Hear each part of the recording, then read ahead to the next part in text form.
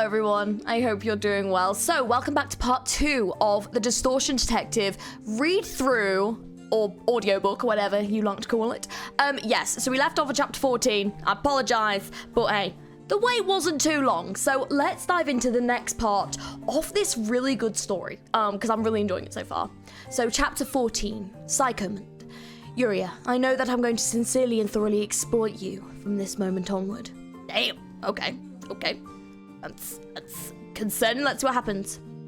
You shouldn't have stopped me. I snapped at Ezra with the pipe in my mouth. The two of us are facing each other, sitting at the table in our office. But there is no other reason to risk your life for info about that person, Detective. You'll be leaving to see her in 2 weeks anyway. Ezra shouted at me in an emotional voice, as if she was about to break into tears. No use lamenting over a missed opportunity. My hand made its way up to my forehead and breathed out a chain of smoke. Now, don't lose your cool over it, ladies. It's fortunate enough that we escaped that hellish company alive. After wrapping bandages around my injuries, Yuria climbed down to the table to calm us. Detective Moses, your wounds have been all bandaged up, and don't forget to take this HP tablet before going to bed tonight. The teddy bear places a pill in front of me. And here's yours, Siambe. Yuria waddles across the table and puts one in front of Ezra as well. Thanks. Ezra drops her head. I suppose I should change the topic. Yuria, why don't you tell me what happened with your body? Okay, well, I guess it's time to talk about that. Much like your smoking pipe, this plushy doll is an object that responds to emotions. I call these instruments psychoment. Equipment that's powered by the soul. That's the gist of it. I have never heard of these before, by the way. Is there anything in Limbus that's like this? Like, this is new to me. I'm trying to think if there's anything that I've heard or seen that is kind of like this in Limbus, but I'm not thinking of anything. So yeah, if you guys can think of an, like, apart from obviously Moses' pipe, which I presume is an example of this, but like, yeah, if you guys can think of anything that's like this, let me know, because I can't really think of anything. Equipment that's powered by the soul, That's the gist of it. I know it's silly that a workshop meister is talking about souls and spirituality when all my job is about technology, but those are the facts. After seeing you battle that monstrous giant in the underground warehouse of Taeyong Produce Co. and having myself transferred into this teddy bear psychoment, I've become sure of this. What was that ribbon you tied to my smoking pipe? I never created flaming birds with my pipe before. That's an experiment of mine. I tried decorating your psychoment a little. Simply put, psychoment holds more potential than any other piece of equipment that has existed up until now. Can you believe that someone could manifest personalized gear just by having strong determination or feeling? If psychoment become more accessible to the city's denizens, I think, it would shift the ecology of the city and its workshops. I'm focusing on enhancing the psychoment by sculpting and decorating them. One type of psychoment are tools or objects materialized from emotions that can be directly used, such as your smoking pipe. Another type is remote-controlled psychoment, such as mine. Then again, I've only seen 5 psychoments so far.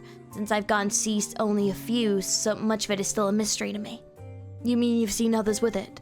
Yes, but yours was by far the most impressive psychoment I've seen, if I'm being honest.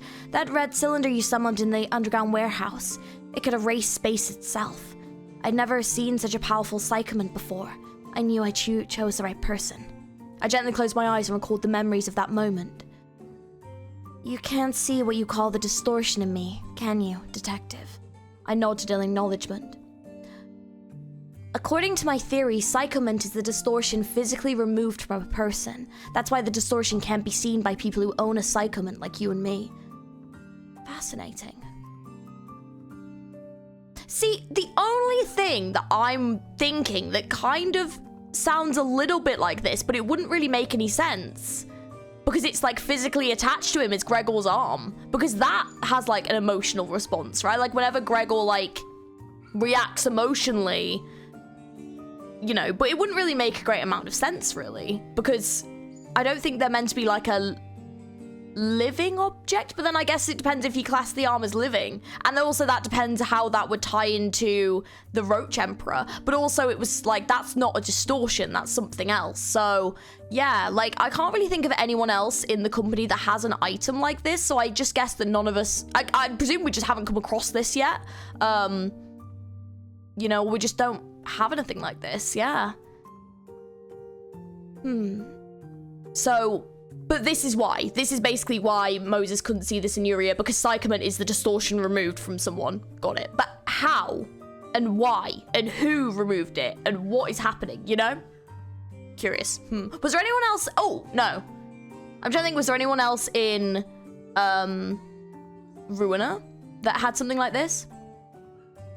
Makes sense. It's my turn now. How did you get your hands on that smoking pipe, Detective Moses? Yuria crossed her arms. Do you really wish to know? If you try to dig into me any deeper than this, you might end up entangled forever. Isn't that right, Ezra? Ezra gave a silent agreement. I swore to dedicate my whole life to Psychoment. Your whole life? Okay. I took a smoky breath. I happened to be wondering the same thing as you. Why this smoking pipe ended up in my hand. How I come to know how to use this damn thing. Memories are scattered into pieces and the emotions are in a muddle. And I breathed out. That's why I'm chasing after the distortion. We're going to leave soon to find that truth. I'll go on a trip that I won't ever come back from. So you really don't know yourself? Yuria spoke in a disappointed tone. I want to know it more desperately than anyone. This cursed phenomenon and the damned pipe have made me suffer too many sacrifices. Yuria, know that I'm going to sincerely and thoroughly exploit you from this moment onward. You're more than welcome to, if it means I can learn more about your Psychoment and the emotions that form it. Please use me to your heart's content.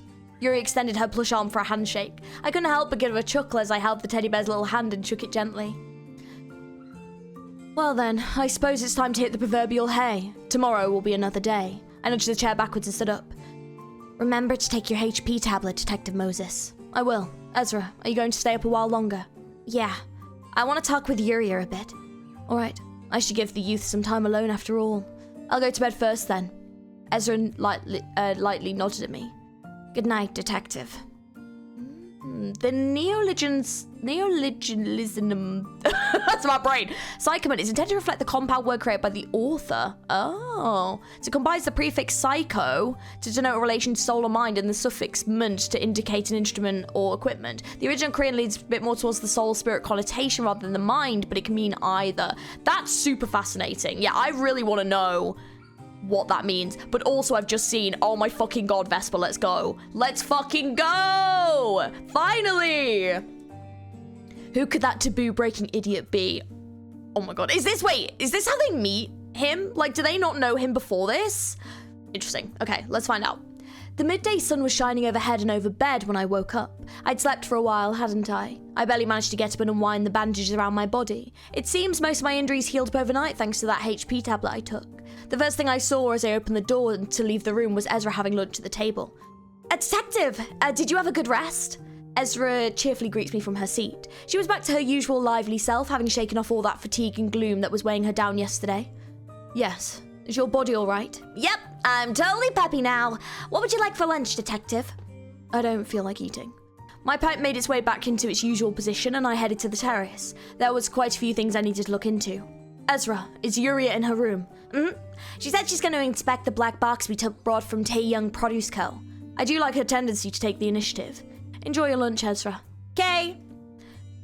Leaving Ezra with her meal, I headed for Yuria's room. Loud noises were coming from the door. I don't know how to do this. I don't know if that's even going to pick up. I knocked on Yuria's door. Yuria, mind if I come in?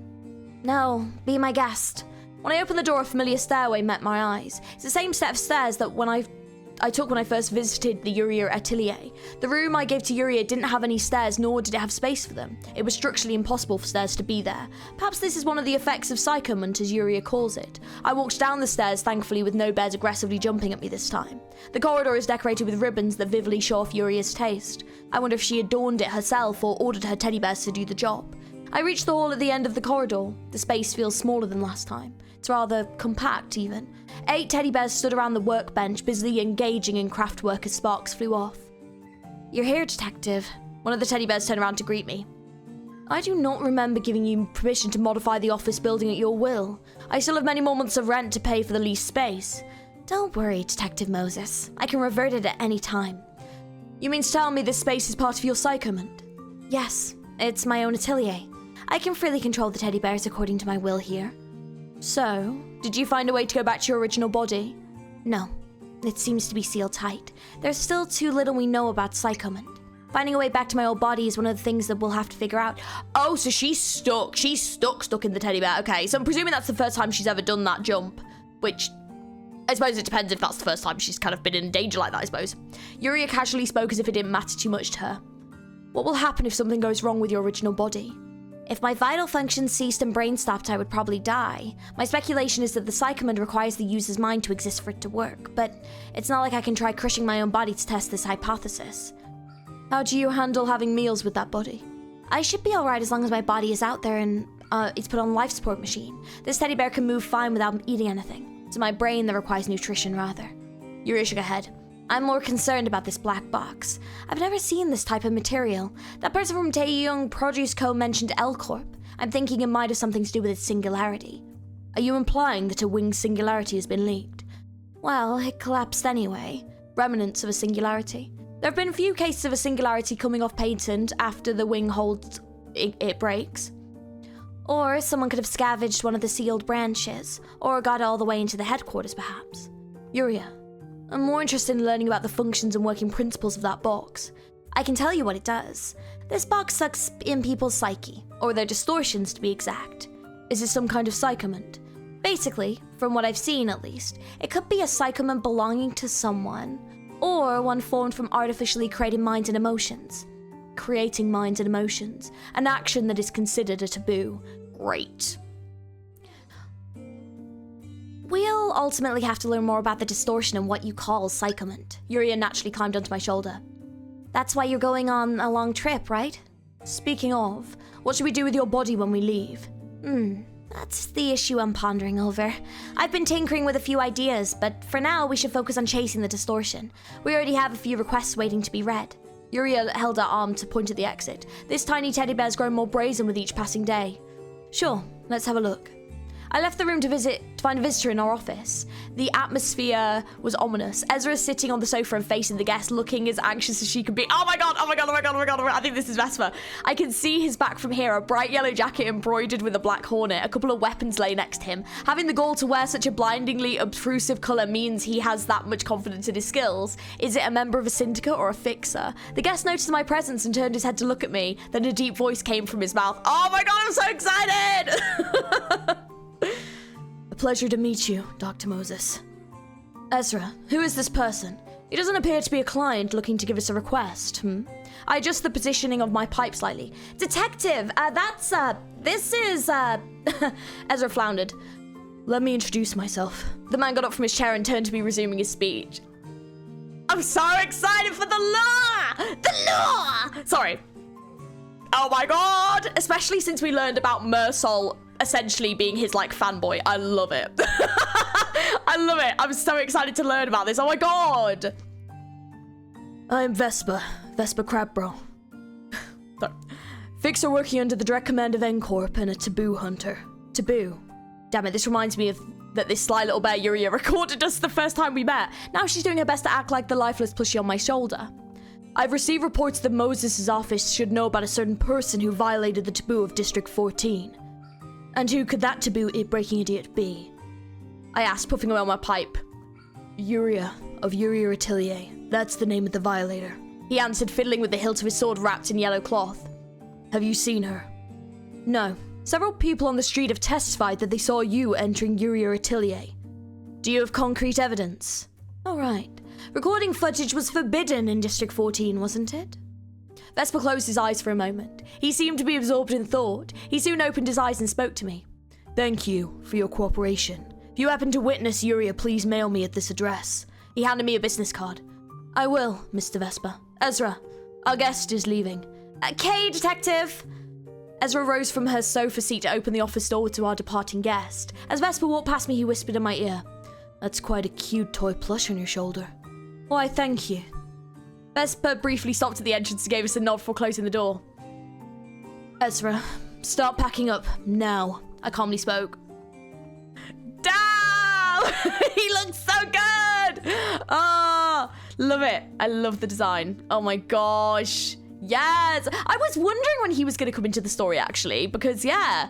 So, it looks like, yeah, we obviously did learn that he was working for N-Corp before, because Mersol obviously knew of him before I don't think they actually had officially... Well, they did meet, but, like, he didn't remember Mersault and stuff. But, like, yeah. I'm so excited for Mersault's Canto. I'm so excited. I'm actually really excited, actually, for the next Intervallo. Because, I think he'll start getting into all this stuff, and I'm really hyped for it. Oh my god, I'm so excited. Chapter 16.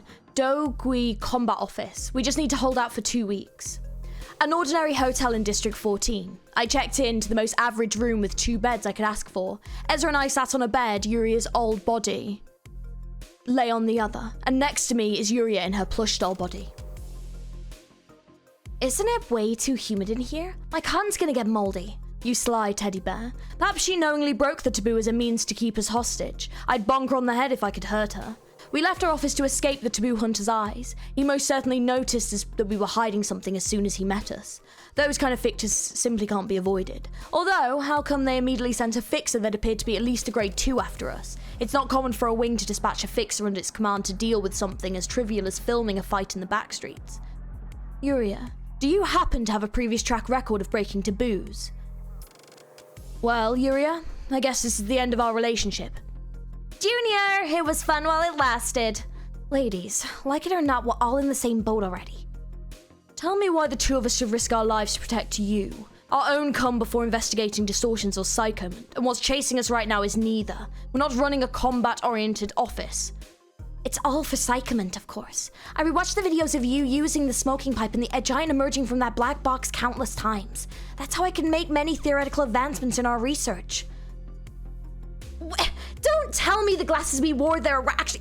Detective! I never asked you to put any kind of recording function in the glasses. Ezra waved her hands and shook her head. That cheeky little bear. I put my hand to my forehead. You mean everything that happened in Taeyong Project Co. that day was recorded? Yes, until the disgusting river took the glasses off your faces, that is. Why didn't you tell me? I was scared you'd kick me out. You would have at least stopped me if you knew, but if I didn't make any record of psychoment or the distortions, this research wouldn't go anywhere. That's why I was quiet about it. Yes, that's fine and all, but... Yuria. I put my hand on the teddy bear's head and pet it. Remember, if you hide details that could put us in mortal peril one more time, then I'll part company with you for real. Understood, Detective Moses. Yes, that's a good girl. Alright, Ezra. Tell me your first impressions of Vespa. Ezra has a keen sense when it comes to combat. Since she enjoys fighting, she's excellent at discerning a strong opponent from a weak one. I can't beat him. Ezra declared that outright. Ezra is honest when she says she's no match for someone. That person reeked of blood. He's probably fought more battles than I can count. He might be stronger than Hee-Jun Sunbae too. Which means he's definitely grade 2 or above. One who is an expert at murder in that. Detective Moses? Can't you defeat him with your psychoment? Your smoking pipe could take down that gigantic skeleton the other day. This kid seems to be mistaking me with the red mist. Yuria. Confronting humans is a different issue. There's a fundamental contrast between a distortion filled with naught but murderous intent and a person who is trained in the art of killing. A person like Vesper, who has overcome numerous life and death situations, won't give me any time to breathe into my smoking pipe. He'd slice my arm off or break it before I could even take a single peep. What if Ezra Sunbae earned you some time just like last time? Junior, I'm not sure I can stall that guy at all. Silence fills the room. Only the sound of the ventilator fan disturbs the stillness. If we can't fight the Hornet head-on, we'll have to outsmart him. The best way would be having to avoid to fight him altogether. The first thing I can think of is fleeing District 14, Yuria suggests, crossing her arms. A simple idea, but sadly not foolproof. There's 2 weeks of time until we can take the warp train with the tickets we received. The taboo hunter could catch up with us easily if we drove along the road. Detective! I got one! I got one! Ezra raises a hand and waves it. Go ahead. Maybe we should hire a super-duper strong fixer to fight for us. Yeah, hopefully they'll buy us enough time to run. Do you have any personal connections with grade 1 or 2 fixers who specialize in combat, Ezra? No. I doubt they'll take a request in the first place, even if there were any. Opposing a fixer who directly belongs to a wing essentially means opposing that wing. Detective? That means he'll stop bothering us once we meet with Hee-Jun Sunbae in District 11, right? It will certainly be less trouble for us if we can pass the book on to him. We just need to hold out for 2 weeks. I need to find someone who can buy us that much time. Ezra, do you have the most recent issue of the monthly Fixer Office catalogue? Of course I do! Ezra rummaged through her pockets and handed over the paper books she'd found. I skimmed along the catalogue densely packed with advertisements and promotional phrases for all sorts of offices, carefully scanning the section for combat-oriented ones. There's one useful-looking office that's not too far from here. Dogui Combat Office, a Grade 2 office. Unaffiliated with any association, 17 members, operates 24 hours a day, open year round. Normally, it's extremely risky to use an office with no assurance for any association. Could be linked to dangerous syndicates, but in times like these, it's a perfect pawn for us. They won't ask what's going on, all they ask for is for money. Ezra, I'll go outside for a bit. Okie dokie, I'll get my gear. No. I want you to stay here and keep Yuria's body safe. But detective, it's dangerous to go alone, and it's late evening too. Don't worry, Ezra. You're very reliable to have around, and I'd love to take you with me if I could, but I'm leaving you here so you can keep Yuria safe. I'm counting on you. Okay, Ezra answered, hanging her head. I'll be back as soon as I sign the contract. Yuria hopped onto my shoulder and I left the hotel room. An evening street lit by the setting sun. Achromatic, distorted people are on their way home from work, their heads turned downward. The scenery is the same as ever. People stroll the streets bearing distortions that look similar to one another, but not quite the same. I reckon these scenes will forever remain this way. A crude signboard that reads Dogui Combat Office is hanging outside a 2-story building. The light on the sign was flickering, suggesting that it has endured many years.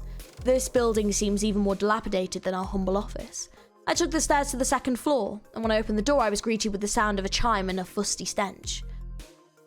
Guys, we got company. Followed by someone's loud voice, people in the office extinguished the cigarettes in their hands and started bustling about organising the space. Here, please take a seat, ma'am.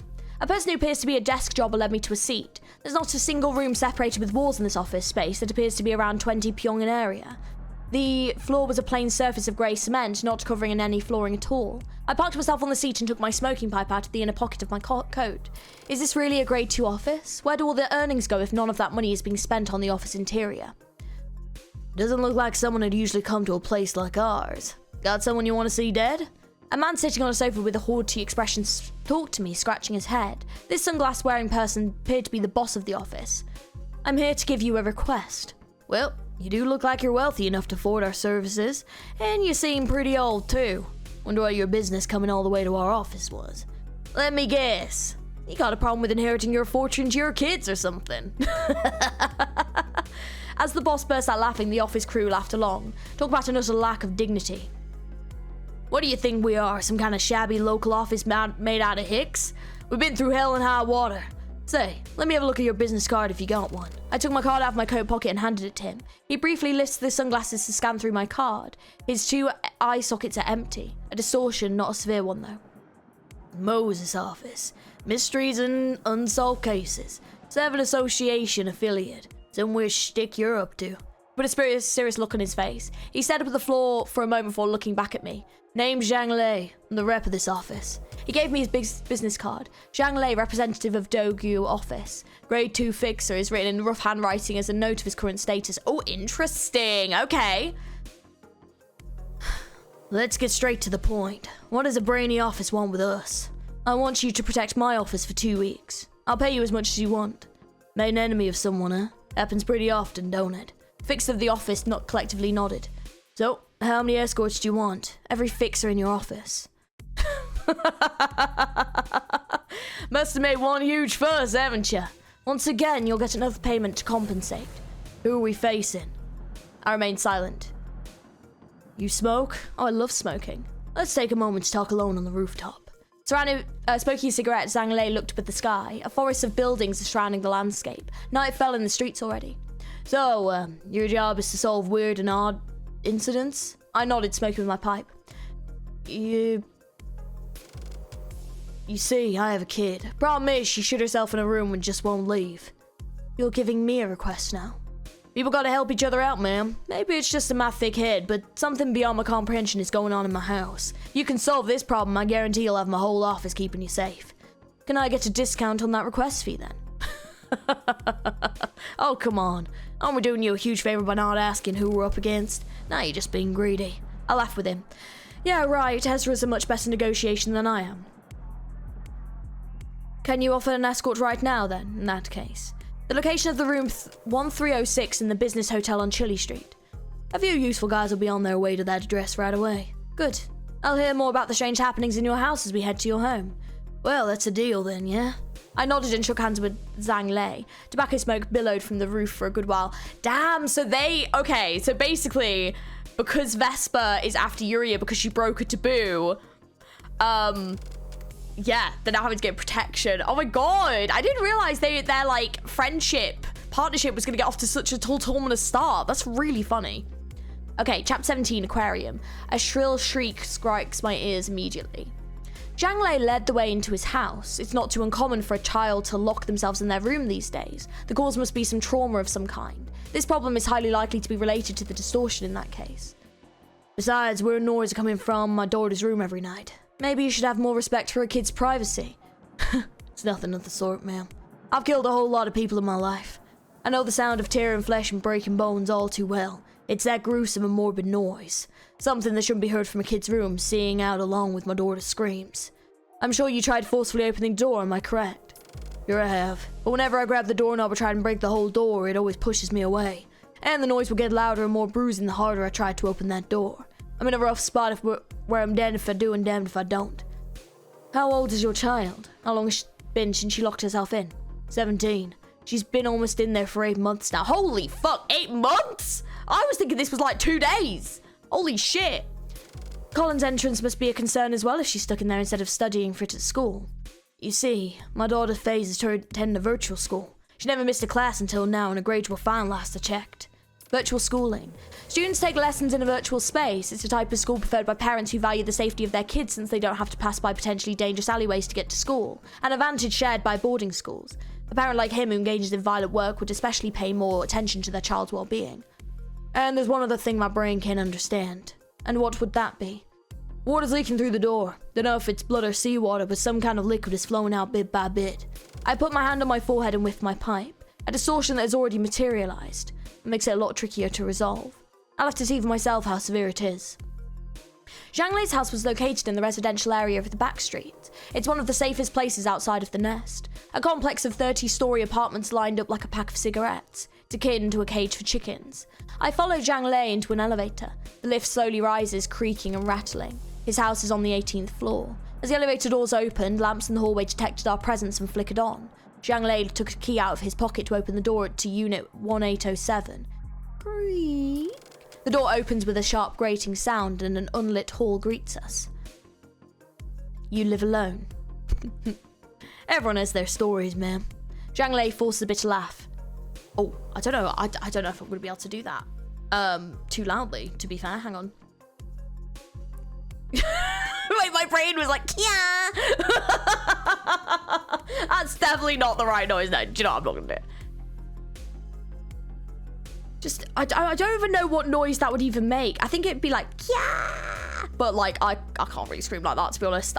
Yeah, I can't really yell. Like, even when I'm like jump scared, I just can't really yell. I'm just not really a yelly person.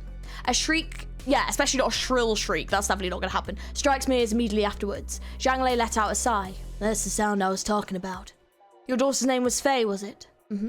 I walked into the room where the screen came from, where her face was a giant aquarium in red. The door had disappeared. The room was full of red water about to overflow. Colourful aquatic plants lined the interior, gleaming from the light shining from above as if there were a hole in the ceiling leading to the sky, and the silhouette of something massive was slowly drifting away. Check this out. Red water leaking from the door. Check this out. Red water leaking from the door, just like what I told you. Seems Zhang Lei cannot see what's in this room. Means the materialization is not yet complete. We're both in luck. This seems to be a case of a phenomenon I'm an expert on. That's so. Counting on your help, Doc. Zhang Lei bowed low to me. I have one thing to ask of you. I need you to trust me no matter what I do from here on out. What's about to happen won't be anything normal. He nodded. Standing before the room, I took a deep breath. This would get my mind as wet as a drowned rat. I held my smoking pipe in my mouth. Can I just say, can you imagine this as like an anime episode? This would be so fucking cool. Like, I think like, if they ever do an anime, I want them to do Distortion Detective. Because I feel like each episode could be like case by case, and then there's like the overarching story. I just feel like this would be such a great addition, because visually I feel like it would be like stuff that we've not obviously seen in Limbus or in Ruiner, like visualized, and I just feel like with the fights and everything, it would just be so good to have as an anime. Like, I definitely think if they do an anime, they should do Distortion Detective. I think it'd be so sick. So sick. And they've already got it all written, you know? Just, they should totally do that. I think it'd be really good. Anyways, sorry, I got distracted, but I was just thinking how cool this would be as an anime. Like, holy shit, this would be so cool. This red water is a manifestation of depression. I let out a white breath, which turned into a cloudy mist which shrouded me. I remember taking a similar request before. If I went into that room unprepared, I would drown in the melancholy of Fae. The white veil surrounding me protects me from mental corrosion. Being soaked in someone's sadness is a dysphoric experience comparable to no other. I touched the barrier of the water. Fae, I'm going in. I took a step into the room, my ears submerged along with the rest of my body, cutting me off from all external sounds. The inside is closer than a lake than a sea. It's filled with fresh water, not seawater.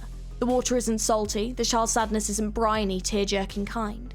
You can talk now, Yuria. Yuria jumped out of my coat pocket, I put her on my shoulder. Phew, that was suffocating.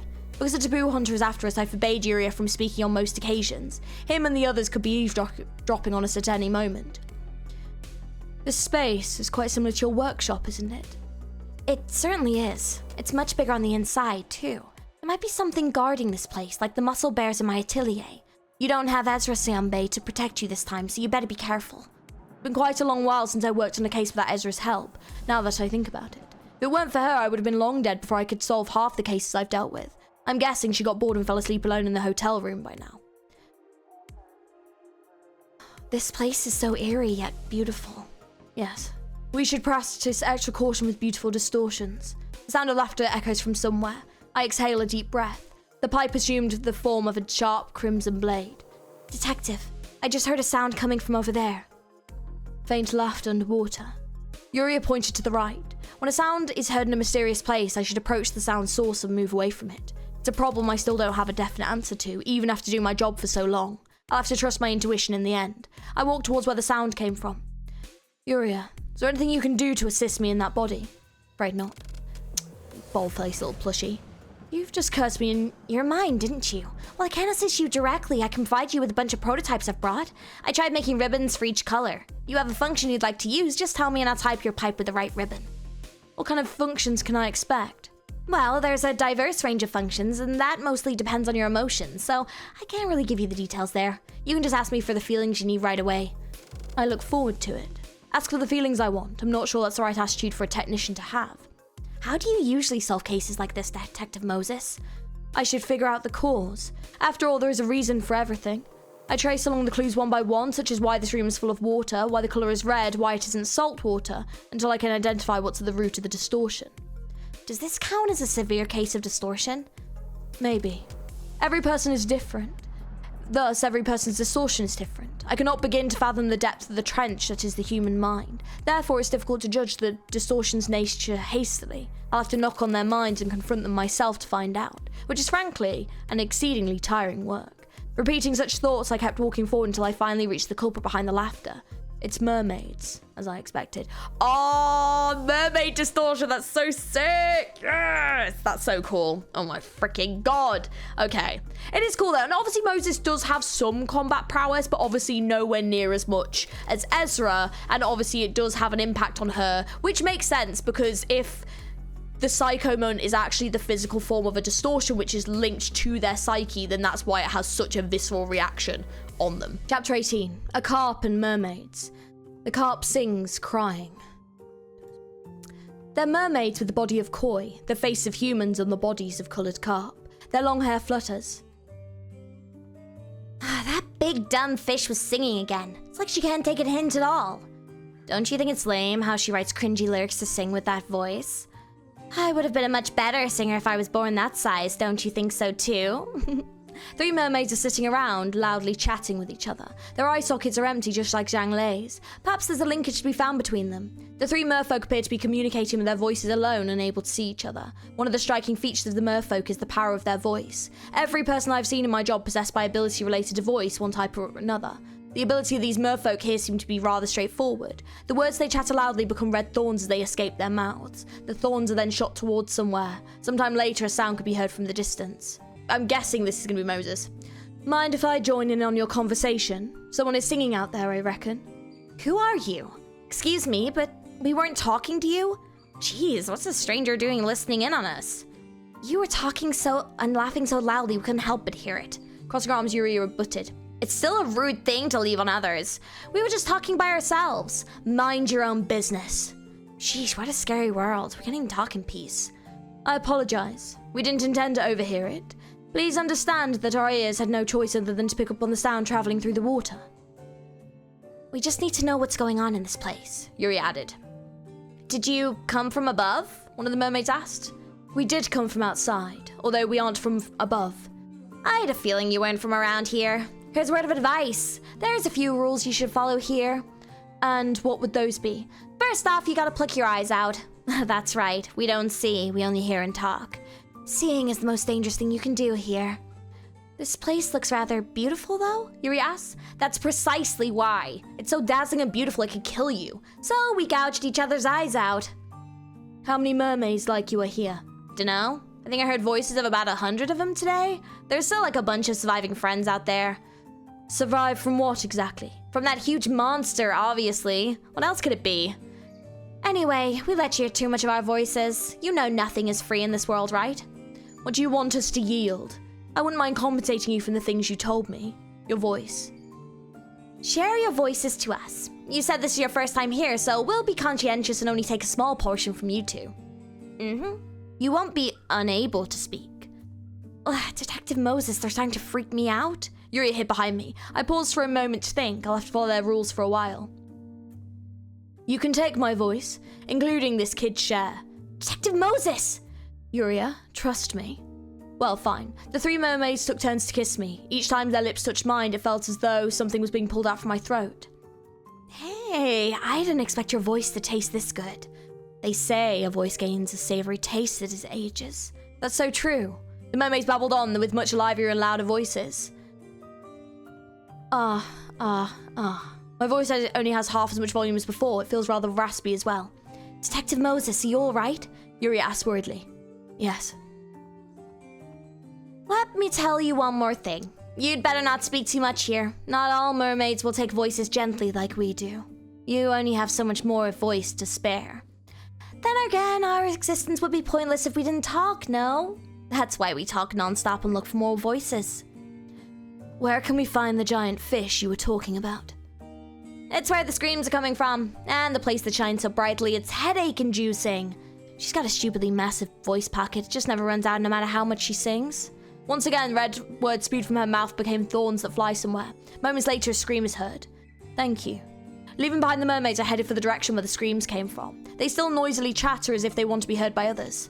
The large monster they mentioned and the source of the screams must be Faye. Oh, hang on. A large monster they mentioned and the source of the screams must be Faye. It would appear that Faye's own distortion is attacking her. Yuria, is it possible for your teddy bears to attack you? Sure, it's, possible. There's no way I'd make such an order, though. I control the teddy bears like they're my hands and feet. You can slap your own cheek if you bothered to, you see what I mean? This could possibly be a form of self-harm. Oh. Oh, bless. Oh.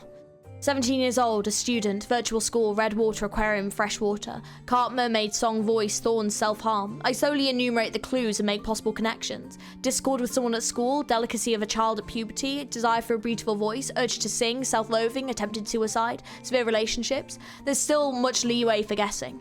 This pool of red water was created from someone's blood, bled from a wounded heart most likely. Stagnant water means melancholy.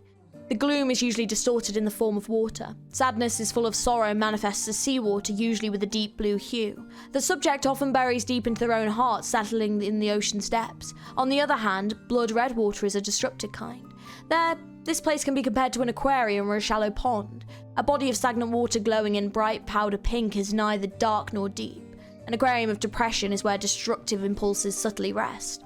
Repeating such thoughts in my mind, I slowly walked towards the epicenter of the sounds. Whenever the screams paused, I spoke with blind mermaids passing by. With every mermaid talking about screams, I gained more information about where the source is located. As I get closer to the sounds, more red thorns quickly fly past me.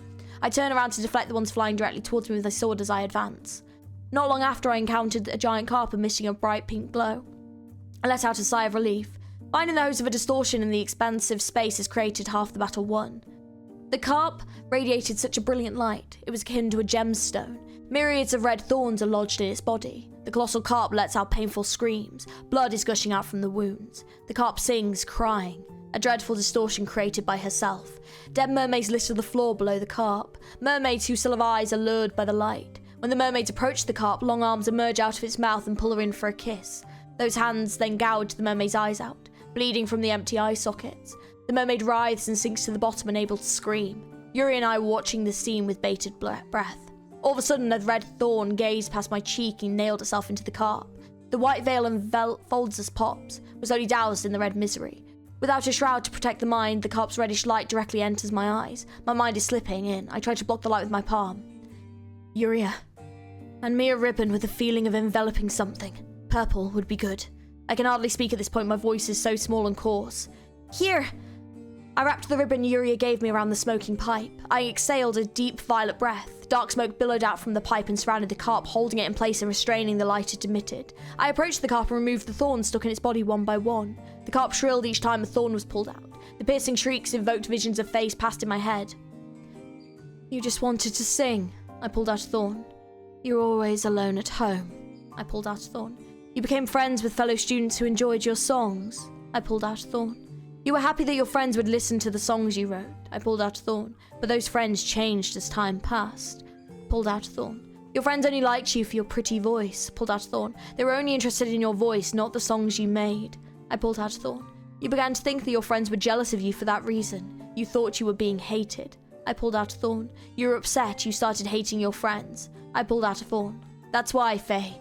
You pushed away your friends one-sidedly. I pulled out a thorn. You became all alone. I pulled out a thorn. Faye, the mermaids that are afflicting pain upon you are illusions you created. I pulled out a thorn. You created a space to feel hurt and vent your anger. Pulled out a thorn. Maybe the malice your friends bear is an illusion as well. You never know until you have a heart-to-heart with them. I pulled out a thorn. Doubt and anger fostered by presumptions you make on your own will only harm you. I continue to pluck out the thorns. My ears are bleeding. My consciousness is barely holding up. She could be categorized as a type who experience rejection from others. They create a space for themselves and swallow their anger inside of it. Without a vent to dissipate the rage, the emotion will eat away at them. The last remaining thorn is pulled out. You'll face many hardships similar to this in the future. Please don't hurt yourself because of that. We need to have the courage to check the true feelings of others and ourselves. This process will surely become uncomfortable and painful just like now. Feel free to contact me whenever you're troubled with it. We'll ponder on the matter together. Bloody water poured out of Faye's room. Faye and I were swept along the flood and landed in the living room. Zhang Lei rushed to Faye and hugged her. It's another case solved. There are still a few scales left on Faye's face, but this is a good enough outcome. Doc, I don't know how to express my thanks to you. Zhang Lei kept bowing to me to show his gratitude. Pay more attention to your child. I know your job keeps you busy, but you neglected her too much. Yeah, I really should. Thanks again, Doc. Knock. Someone bangs on the door. It's 2 a.m. right now. I have a bad feeling about this. Zhang Lei pulled out a pedal from his dimensional glove. Doc, stay here a moment. He headed out to the entrance. Oh my fucking... Okay, I just seen her name. I carried Faye on my back and returned to her room. The front door was knocked out of the frame and flown into the house with a loud noise. Is there a person named Moses here? Vesper Crabbro, that was his voice. Well, who are you? Zhang Lei asked back in an intimidating tone. Vesper Crabbro, association fixture of N-Corp and a taboo hunter. Please spare me a moment, I have business to handle here. Let me guess, someone broke the taboo? Correct. Click, clack. Vesper's shoes audibly sound on the flooring. Hey, why don't you take your shoes off at least?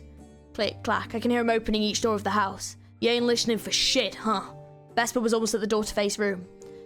The floor is soaked with water, or is this blood? Doc, run! A yellow blade flashed before my eyes. Zhang Lei's pedal blocked Vesper's sword. The sharp noise echoed through the house. Zhang Lei of Dogu office. Read a report on you in the past. Well, ain't that an honor? Dr. Moses, please take good care of my daughter. Gave him a nod. Vesper adjusted his glasses and scowled at me. The sound of swords clashing against each other blared from the house for a while. Noise of furniture breaking down, clamour of tussles and rough shouts. I hurriedly went down the apartment carrying Faye on my back. I couldn't afford to wait for an elevator, so we took the stairs. The noise of them fighting could still be faintly heard as I descended. We reached the ground floor. Something dropped to a bluff with a heavy thud, causing the concrete floor around it to cave in. I laid Faye on the ground. A dark shape rose from the ground as it came under the streetlight. Vesper's yellow clothing was smeared with blood, and the blood wasn't his. He was holding something in his hand. And then he tossed it at us, and it was Zhang Lei's head! Holy moly! Vesper is brutal, dude! Okay! Oh, God. Okay, this could be... Oh, my fucking God. I like Zhang Lei. God damn it. I placed my smoke pipe in my mouth and let out a pale blue breath. And red blood gushed out. Before I could finish breathing, my right arm fell to the ground along with the pot. my god, he's just chopped my fucking arm off. Vesper was already cleaning the blood on the yellow blade with his sword. I couldn't even see him draw it from the sheath. Collected testimony from 50 people. This record is sufficient justification for me to execute you in District 14, Moses. He put the yellow huando back in its sheath and slowly approached me. Any last words? Vesper spoke in a deep voice, adjusting his glasses. What the absolute fuck is going on? Holy shit, that was not what I was expecting. God damn it, he just cut a fucking arm off. And he killed Zhang Le. Oh my god. A Chinese edged infantry weapon similar to the guando. It has a handle of 1 to 2 meters, 4 to 6 feet. It looks a bit like a spear with a long blade, some sort of oh, okay. And then a huando is a Korean single-edged short sword used strictly with one hand. It's curved slightly and right, got it. Damn, Vesper is brutal, my dude. Chapter 19, The Hunter. It's a harpoon, not an ordinary spear. I'm more interested in hearing what you have to say. Do you want to take my life? Blood is flowing out of my severed right arm. All I can do at this point is run my mouth. Dr. Moses, I do not enjoy killing people. I do not wish to stain my body with blood that I don't need to see. So, what is it that you want? First and foremost, the most important task, retrieving the original footage that was recorded. Vesper shook his hand to check his watch for a moment, then resumed his speech. Secondly, moving you, Ezra, and Uriah, the three people that broke the taboo, to N-Corp. Apparently, Uriah was not the only one guilty of violating the taboo. You don't immediately kill those who broke the taboo. How considerate. Well, that's how things are. But no one who's been sent to N-Corp for infringing the taboo has ever returned, to my knowledge. Okay. We're getting N-Corp lore right now. This is so exciting. Oh my god. Vesper glared at me and readjusted his glasses. Dr. Moses, make no mistake. I could decapitate you right now and store your head in a preservation cube. Then why aren't you doing so? Vesper has something he needs to coax out of me. Something he can get from me. Knowledge about the distortion. Doesn't make much sense for a taboo hunter to inquire about the distortion. Vesper's objective is to bring Ezra, Uriah, and I to his employer. He seems to have located me easily, then he might also be aware of Ezra's location as well. Perhaps he already took care of her. However, he would have no need to hesitate if I were the only remaining target. Now I get it. Finding Ezra and I should be easy for him, but Uriah, even if he found Ezra and Uriah in the hotel room we booked, he'd only have an unconscious body on his hands. It would be difficult to imagine via common knowledge that her conscious mind has been transferred to this small teddy bear of all things, not a replacement body or any conceivable alternative. And Vesper is pressed for time right now. If he had enough to spare, he would have severed my head like he threatened to just now and searched my brain for relevant information. This shows that he has no time to do even that. This gives me leeway for negotiation. He needs to know something that only a conscious Uriah knows. Yet he's yet to find the original recordings. Only Uriah knows where they are. They'd be inside Uriah's workshop in that case. I have time and information as my weapon. Looks like I'm the only conscious person who has a lead on the whereabouts of the original footage. And you're running short on time. Vesper fired his brow. It seems it's my turn again. What happened to Ezra? Fine then. Let's show a bit of honesty with each other. After I answer your question, you'll answer mine in return.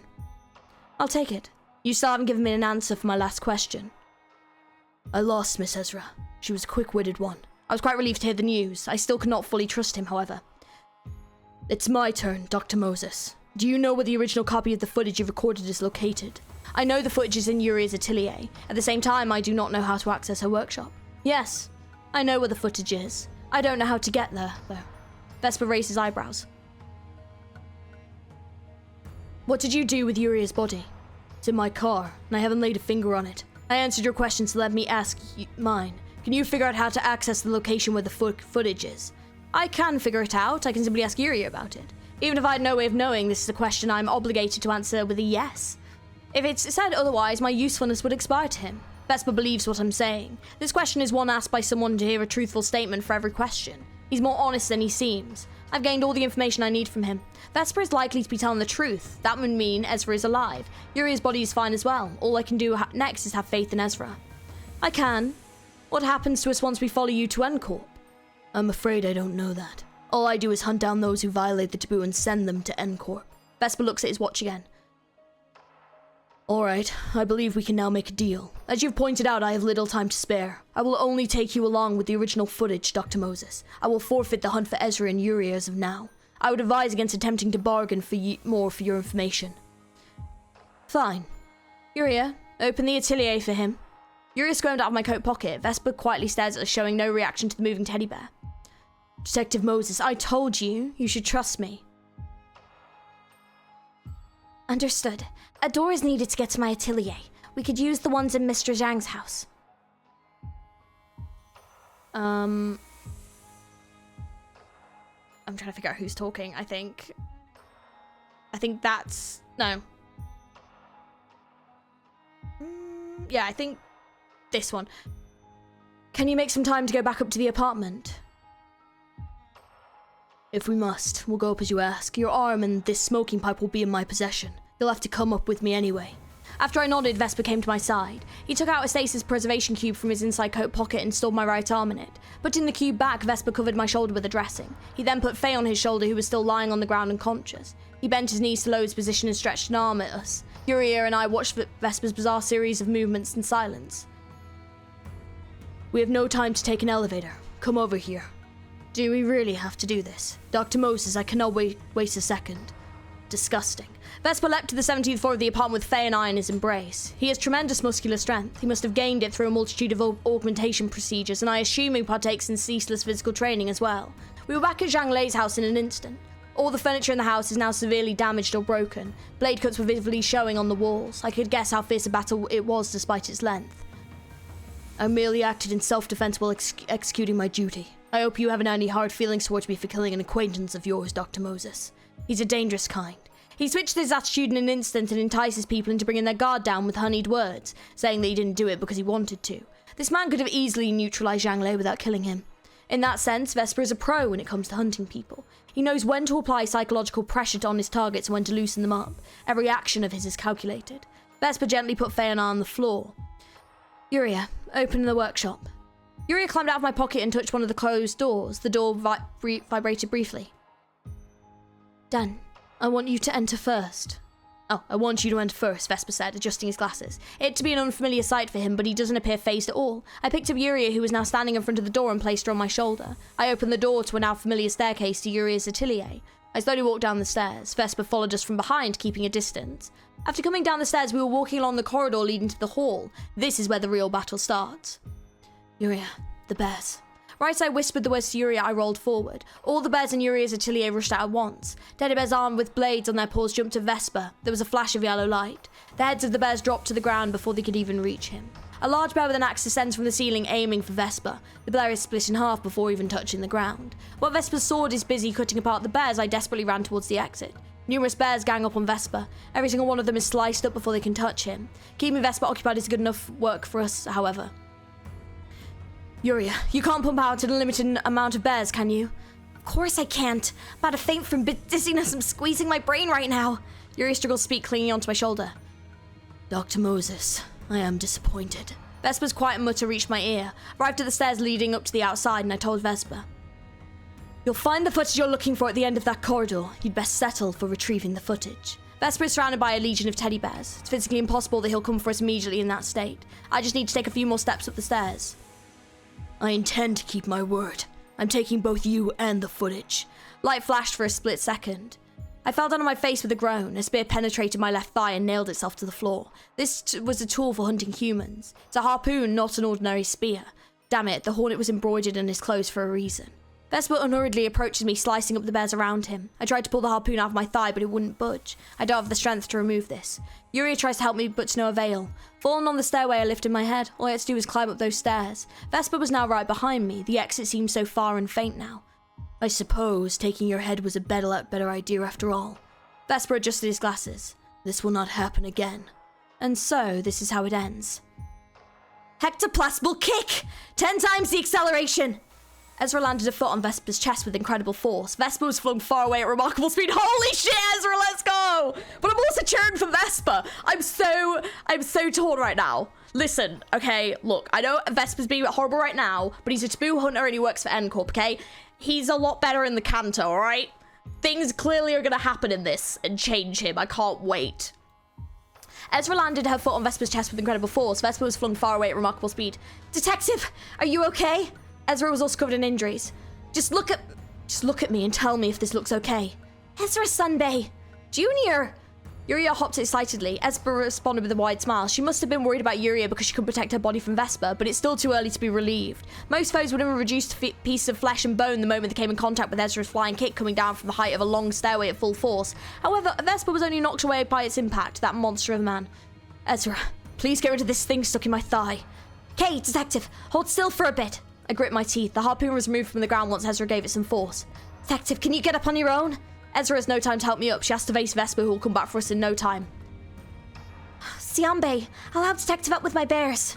Okay, I'll leave it to you, Junior. Small teddy bears appeared and lifted me. They're probably manifested from the last of Yuria's mental strength that she could squeeze out. The bears carry us and speedily climb up the staircase. Ezra, follow us right away. With a blast of a sound, a yellow light sparkles from the end of the corridor and dashes towards us. In a fraction of a second, Ezra has caught the yellow blade between her palms with a clapping motion. Excellent, Vesper remarked, shaking his unrumpled hair with a vacant right hand.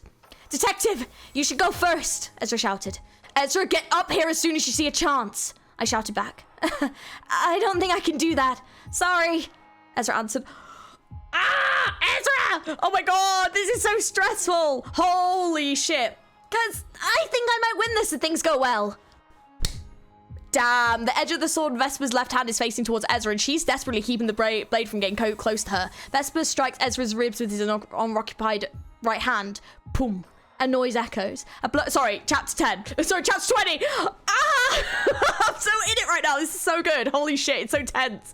Nevertheless, Ezra moves forward. A bloody struggle. Yeah, sorry.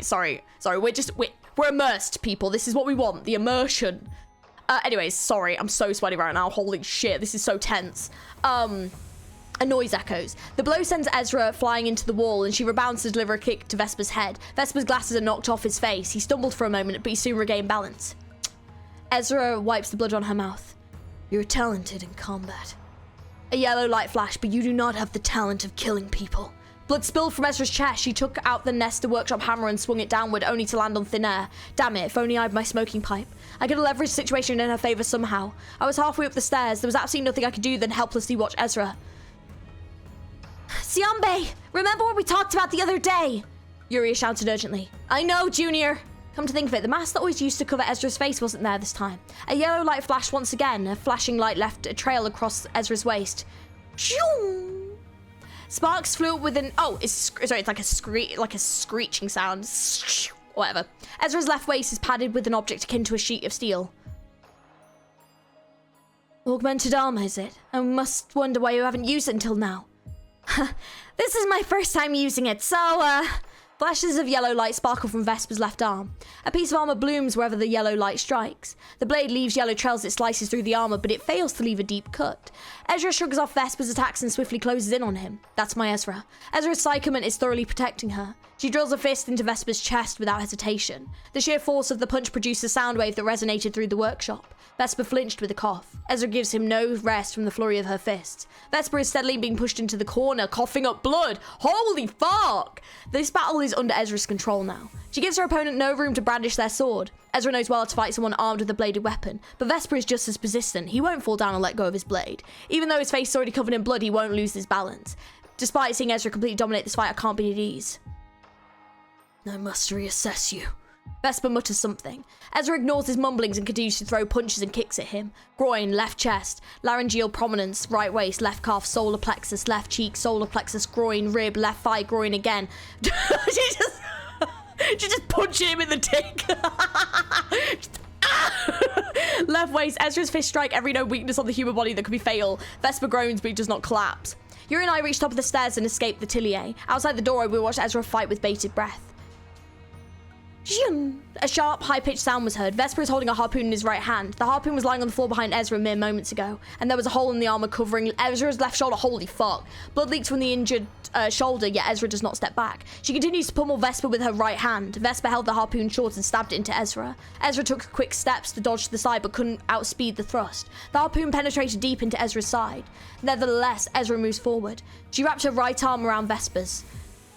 Crick. This is the sound of bones breaking. Ezra broke Vesper's arm and snapped it. Click. The harpoon tumbles to the floor. However, Vesper's eyes have not gone lifeless. He stares into Ezra without blinking even once. Those eyes are dangerous. Ezra cannot finish this fight. She will die if this goes on. This fight needs to end right this instant. Ezra! Get up here now! I shouted at Ezra from the top of my lungs. She instantly backed off, kicking Vesper in the chest. Yes, detective! Ezra rapidly sprints up the stairs. Vesper has his gaze fixed on her. Yuria, seal the workshop, I shouted, ready to shut the door. The harpoon is lifted in front of his eyes. Oh my god, oh my god, oh my god, fucking god. Ezra climbed the staircase in a matter of seconds. She's only one step away. A yellow, oh my god. This is so tense. A yellow light flashed before my eyes. It can't be anything other than his harpoon coming at full speed towards Ezra and towards me. Believing in Ezra, I slammed the door shut with all my strength. It sent vibration, a tremor through the building for a while. I'm fortunately alive. The harpoon couldn't break through the atelier's door, and Ezra...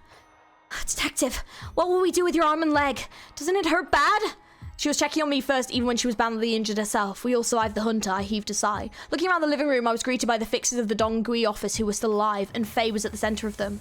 There are many pieces that need picking up here. That was an insane chapter. That chapter was so fucking good. Holy shit, Ezra holding her own against, like, holy shit, that was impressive. Considering as well that we know, obviously, that he goes on to become a colour fixer, and Ezra's like, obviously she is quite, what was she grade 4? Surely she must be higher than that. Like, holy shit. And also it mentioned about Ezra having a psychoman, which was interesting because that's not been mentioned before. Damn. That was so good though. That was a fucking awesome chapter. Holy moly, that was so intense. Chapter 21, Road Trip. Yeah, let's help ourselves to a fair bit when we get there.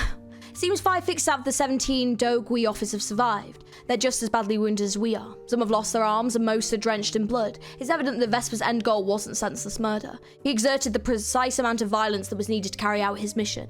He most likely withdrew from the hotel as soon as he secured Yuria's body. My father has passed away, Faye said. I suppose you're responsible for it, but also thanks to you that I could leave that room.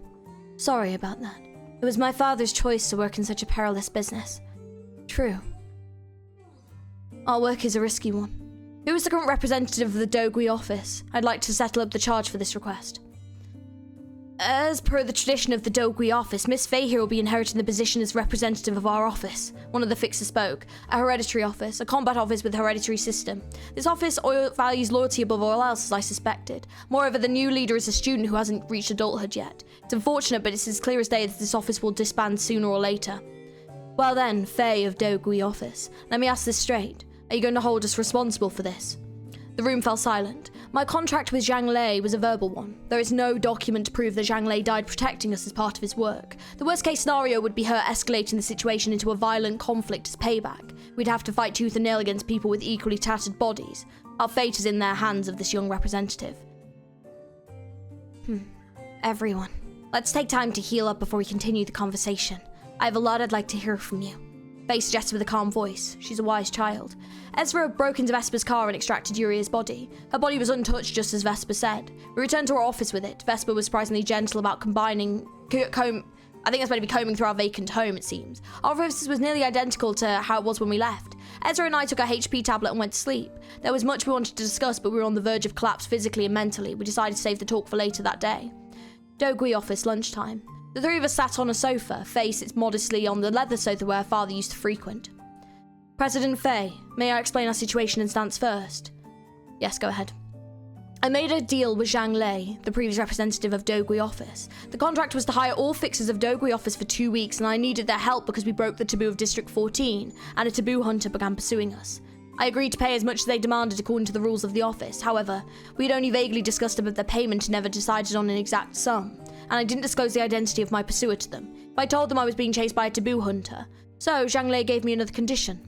To solve the strange happenings taking place in his house. A hunter came to the house to capture me, and Zhang Lei died in the process of defending me as part of the contract. This is the way things happened. You're telling this story in such a dry tone. I also risked my life to save yours, mind you. Even though there's no physical proof, I can say with certainty that I made a deal with him that involves lives and money. I know. It's not that I distrust you. I just hope to hear you express your condolences for my father. Yes. I personally feel quite grateful to Zhang Lei as well. Even after knowing his opponent was a taboo hunter, he didn't hesitate to brandish his weapon against him in order to protect me. Although it would be fairer to say that he did it for your sake, Faye. And I heard that Ezra, that she managed to safely escape from the hotel thanks to fixers in your office. My appreciation and condolences to Zhang Lei and all the other fixers of the office who passed away to no known bounds. Ezra nodded slowly next to me. Yeah. Your words hopefully comforted my father's spirit a little. Faye looked down for a short moment. The request of our office has taken isn't over yet. We will protect the people of Moses' office for the remaining 13 days. Yes, boss. The fixers of Dogui office answered in unison. I'm quite touched by her kind heart, but I must say it feels like a child playing boss more than anything. The office has already lost most of its strength. A cool-headed representative should nullify a baseless request like this and focus on reorganization. I know that my decision may seem silly to adults. You're probably thinking that it won't help us in the long run. But there's something my father once told me. Our office is bound together with loyalty. So I'd like to repay you for staking your life to rescue me. Besides, you promised to ponder on my problems together, and you'll have to be alive for that, right? She got me there. This child may have a faint heart, but she is a person of will. Crane, please contact our sister offices. Tell them the Dogui office is requesting help. A fixer standing next to Faye nods. Thank you, President Faye. Our office is deeply indebted to you. I stood up and formally showed my gratitude. My father taught me what to do in case this day arrived. From now on, I'll have to learn from the people here. Faye sat into the space a short while immersed in thought. Let's settle up the request fee now. I'll set the amount based on the customs of Dogui office. She's meticulous in her business dealings, at least. Ezra, I'll leave this to you. I came up to the rooftop. I fished out a cigarette from a pack with my left hand and held it to my mouth. I have to light it up as well. What a nuisance. Blowing out smoke, I thought about what lies ahead of us. Detective Moses, what will you do about your smoking pipe? That's what I'd like to ask. What will you do about your workshop? My atelier will be out of commission for a while. I've wrung out all my brain power, so I won't be able to reopen the atelier anytime soon, and conjuring up bears to work for me is another mental chore. Both you and I have become useless. Actually, no. At least I can still see the distortion. I'll work like a dog once my atelier is back in business. Yuri spoke in a tiny voice. Detective! Detective, I got a huge discount! Ezra came running with a delighted look. Looks like the negotiation was a success. I pulled out another cigarette out of the pack. Ezra deftly lights the cigarette in my mouth. Detective, where will we get a new arm for you? Oh, and what about the smoking pipe? You've come at the right time. We were talking about it right now. I'll have to get a new arm before we head to District 11. Ezra, may I leave you to choose the right model of prosthetic for me? Yeah, you bet. I'll find one that suits you nicely, Detective. I'm taking it off for my real arm once I get it back from that pesky bee. The last time I saw my right arm, he stored it in a stasis preservation cube. Maybe that stupid hornet will starve to death if we keep him trapped in my atelier for long enough? Waiting it out is one way, sure. But a fixer at Vesper's level can take procedures that allow them to last long without food or water. We don't know what kind of augments Vesper has, which means we don't know when or if he'll actually die of starvation. Tell me, how will Vesper's rampaging in your workshop affect you? It'll take some time to restore the atelier, first and foremost. And by some time, I mean a considerable amount of it. I'll be dead weight for a good while. At least it's a relief to know that your body and mind will be alright. I'll use my brain to work out how we'll deal with Vesper so you can let yours rest. And Ezra, how did you manage to manifest your psychomund? Ezra is wearing her mask now. Her distortion has become visible again. I bit a new cigarette in my mouth and missed my pipe. I consulted with my junior here about it, actually. I was thinking maybe I could get stronger if I learned to use psychomund, so she taught me the knack of it. Yuri, I don't believe a knack alone is sufficient to manifest the psychomund. I gave her a pendant in addition to that, another prototype of mine. I watched the footage of Edra Sunbay fighting the skeleton titan at Taeyong Produce Co. over and over again, and carved a pendant that I thought would be compatible with her. The pendant I made is a catalyst for manifesting psychomund. Also helps shape the psychomund according to the carved mental image. That will be quite useful in the future. Carving one is a time-consuming process that I need my atelier to even begin, though. I could become stronger thanks to you, Junior. Both of our problems come down to Vesper being trapped inside the atelier. I need my smoking my pipe back, and Yuri need her workshop back to fully realize her capabilities. Nothing has really changed. I need to meet up with Hang Hee-jun in District 11 and dump this beehive on him. What should we do with your body, Yuria? Oh, about that. When I explained the situation to Faye, she said she'll take care of the body until we get back. She's being too nice to us. Perhaps she wishes to ensure her father's life was not lost in vain by providing safety and comfort to the people he died to protect. In any case, I'm in no position to refuse the hospitality. I took the cigarette out of my mouth and ground it into the ashtray. It's time to start preparing for the trip. A funeral for Zhang Lei and his deceased subordinates was held for 3 days. The funeral was conducted according to the traditions of the East, Zhang's region of origin. They remained at the funeral parlour from start to finish of the ceremony. Looking at the portrait of Zhang Lei smiling at the camera, I couldn't help be reminded of a photographer I met some time ago. I had to accompany Ezra on her shopping tour to workshops for some time.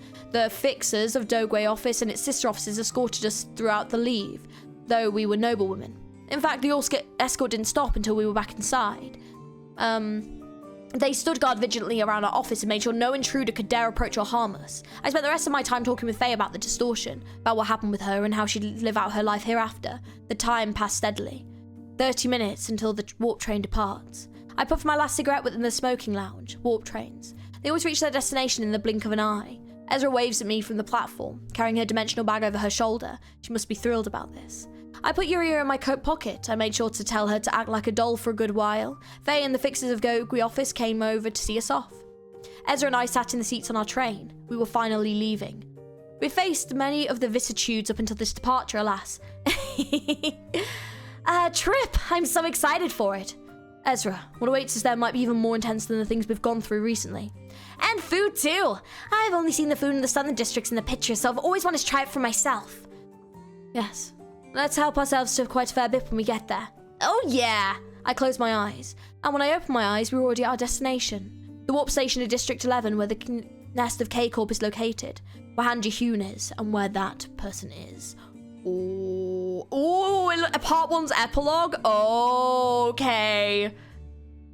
Damn, okay, so I'm guessing this is where we're gonna be maybe talking with Diaz, potentially, like if that person's here.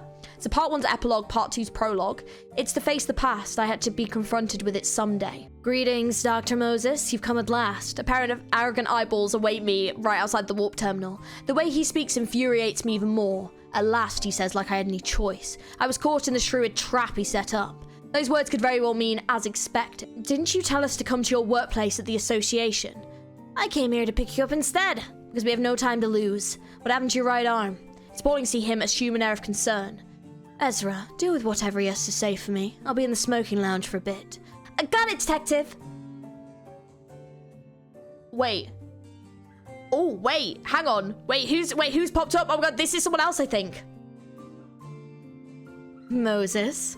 Is that really you, Moses? This voice, that son of a bitch Hanji Hyun, screwed me over in more ways than one. Perhaps the real meaning of his at last was in spite of everything. Detective! Ezra quickly stands between me and the unwelcome guest. Ezra's here too. I missed you two so much. Her despicable voice, her sly eyes, and her pity gaze towards us. Diaz, please just leave. Can't handle this, not today. Ezra pleads with a quavering voice. Moses, dear. I forgot about what happened that day. So can we go back to how we used to be in the good old days? Pretty, please. That person hasn't changed one bit since that day. Her appearance, her demeanor. Right, Heejun? It's all in the past, isn't it? Han Heejun stays silent. That day I led hundreds of people to death. I wanted to save them from Diaz's arms, but I couldn't. Diaz, what shady bullshit were you plotting with Taeyong Produce Co. in District 14? Holding in my feelings, I quietly asked. That thing, actually. Lady Diaz, I'm afraid we'll have to take a rain check on that for now. Dr. Moses has to take care of an urgent matter for the association right now. Han Hee-jun interviewed with a laugh. Oh, really? That's too bad. Do invite these two to my home later, okay? Understood. I'll arrange with as soon as the doctor finishes her mission. Damn, so even like Han Hee-jun is trying to keep them apart. Okay, interesting.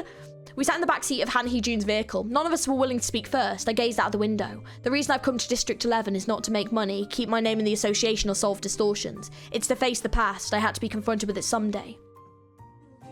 As I explained 2 months ago, Seven Association wants the distortion in its hold. Doctor, are you two listening to me? At least I am, Hee-jun-sunbae. Ezra answered my stead. We're heading to a rural village. Our association has been keeping an eye on the place for the last 2 months, and it's time to ripe the harvest, their fruit.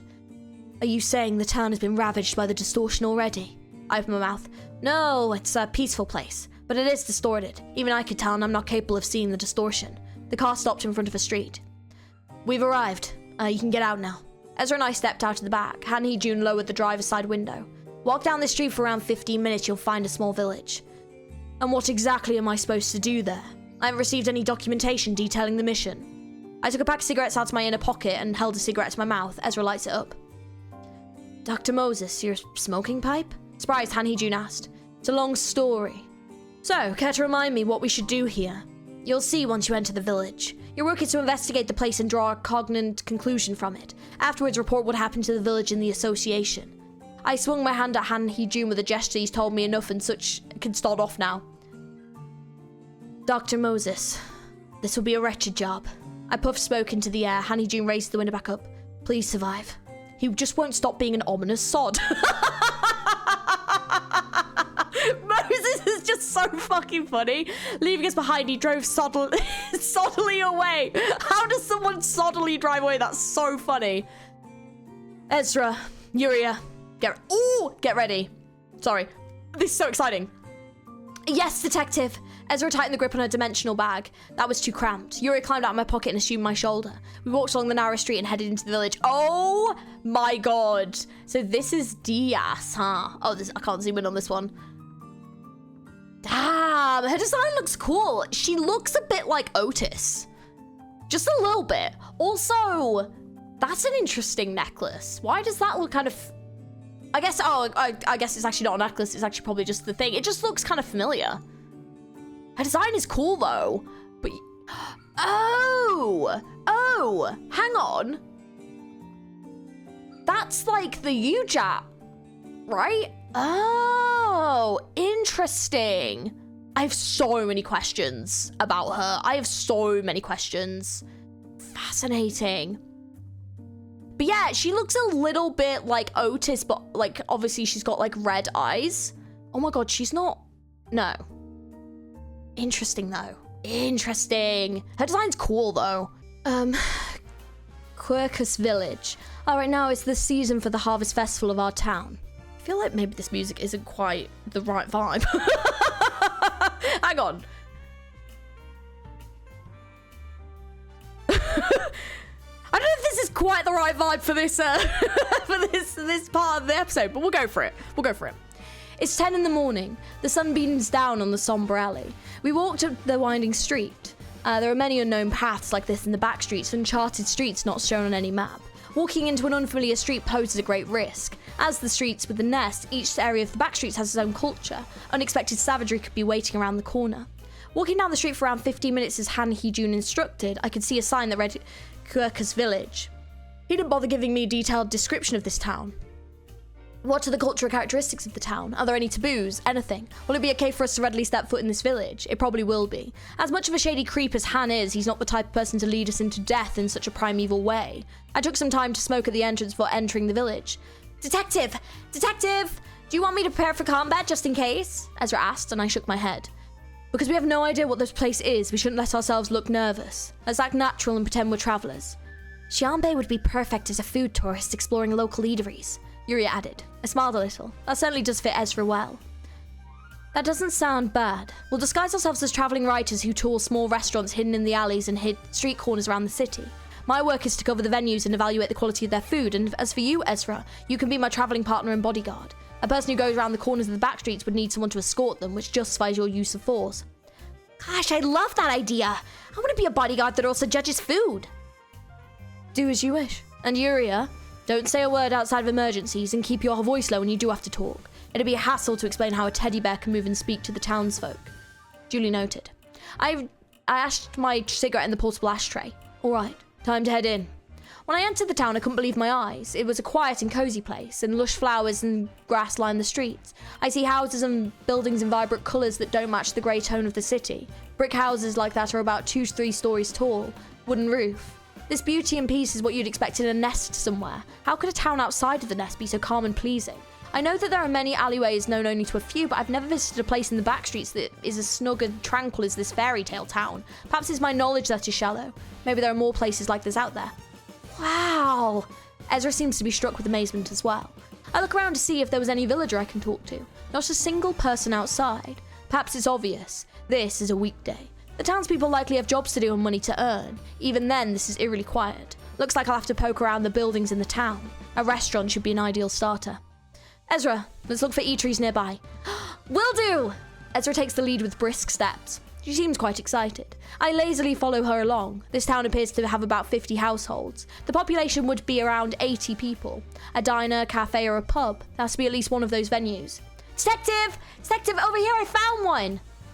Ezra waves a hand at me.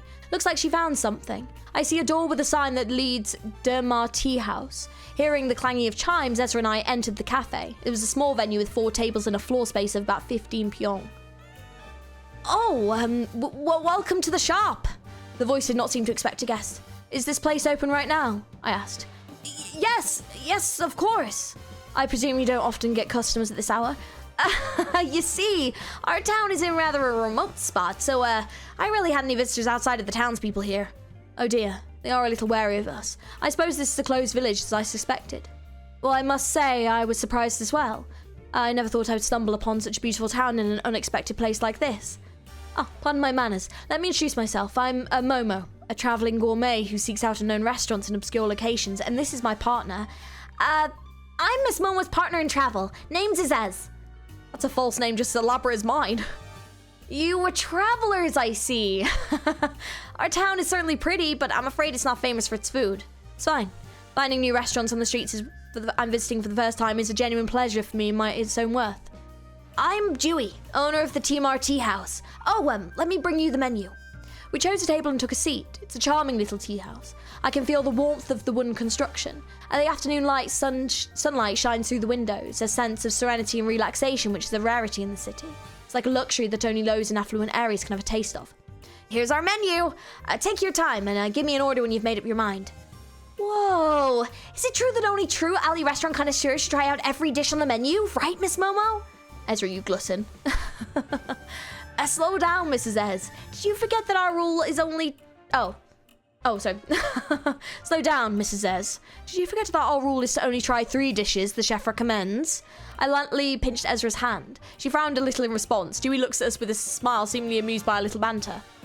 Oh, hey, isn't that all Kokomi the Red Bear? It's a teddy bear character that was famous for a while before it got discontinued. What? I was confused by the question that completely came out of left field. What's a Komi?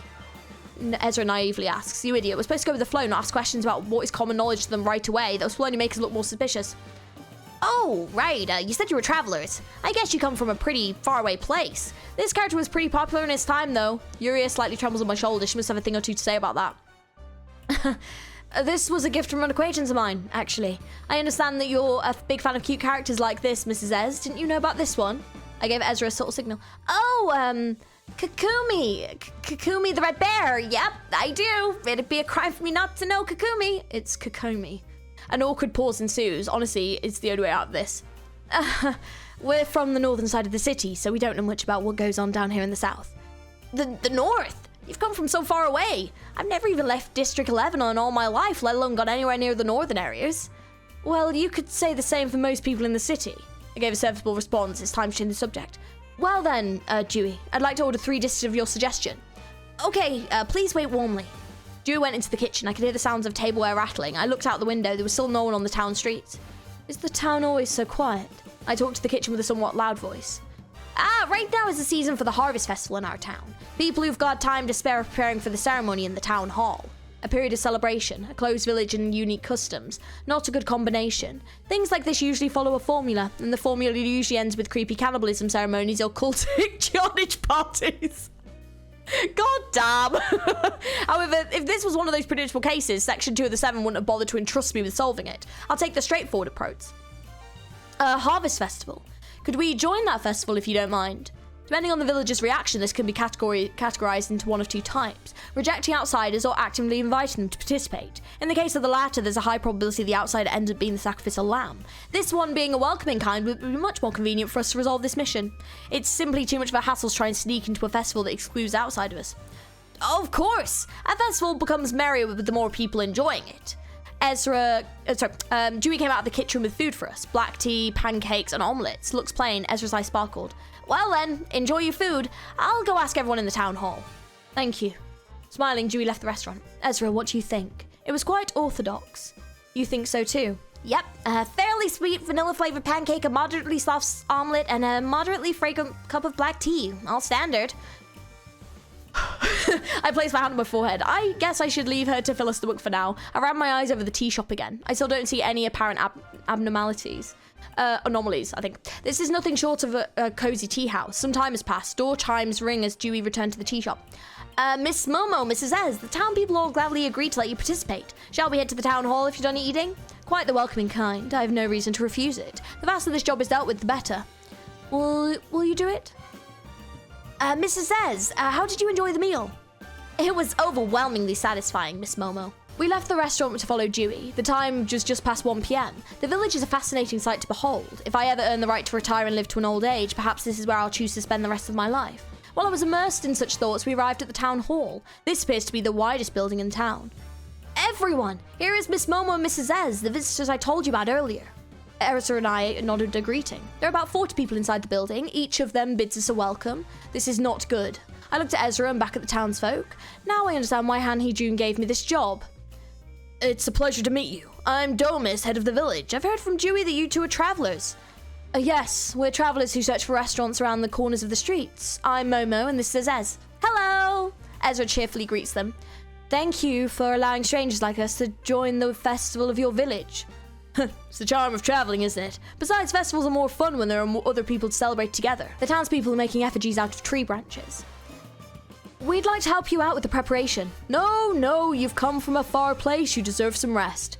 I believe participating in all stages of the festival, starting with its preparation, is the way to truly enjoy it, as you've mentioned. Domus laughed. You raise a good point. Well, I'll tell the people here that you two are helping out as well. We helped the townsfolk with preparing the festival for a while. I carefully watched them while we worked. What I see confirms the suspicion I have is not just my imagination. Is there a place where I can smoke in this village? I asked the villager standing next to me. Oh, you're free to smoke outside as long as there's no one around. Just make sure not to throw the cigarette butt in the ground. Sure thing. I stepped out of the town hall. The clock struck 4. There is not a single person out on the town streets I can see. I went to a remote place and pulled out a cigarette, and I placed a hand to my forehead. Detective Moses, did you figure anything out? Yuri whispered. I puffed out smoke. Yes. I cannot see the distortion from any of the townspeople here. That's weird. That's very weird. So, like, the whole place is, like, a distortion? Maybe? But no, because there's apparently no distortion. This is very strange. You can't see their distortions? But that has to mean all the villagers have Psychomen according to our theories so far. We'll see soon enough. I stared at the cigarette smoke I had just puffed out. If I had my smoking pipe, I could have used the white breath to grasp the truth of this festival and the situation a bit more easily. The pipe and Vespa. It was like thinking about overdue homework you procrastinated on the whole night. I walked back into the town hall. Miss Momo! Ezra waved a hand at me as she was waiting for me to come back. Dewey is next to her. What's the business, Mrs. Ez? You see, Miss Momo, it's almost time for dinner, so they're asking us to aid them. Oh, hang on, sorry. You see, Miss Momo, it's almost time for dinner, so they're asking us to aid them with preparing food for the festival. They thought epicures like us would love to see the process firsthand. Oh dear, I'm not cut out for cooking. Oh, but Miss Momo is a terrible cook. What do we do? How I wish I could smack her upside the head. I'll help you out by your side, so don't be anxious, Dewey kindly spoke. And my wife is here to help as well. Nice to meet you. I'm Miu. Let's all work together to prepare the food. I can't see any distortion from this person either. I'll try, though as Mrs. Ez mentioned, I'm not exactly skilled in the culinary arts myself. Don't worry about it too much. We make special kinds of foods for the festivals.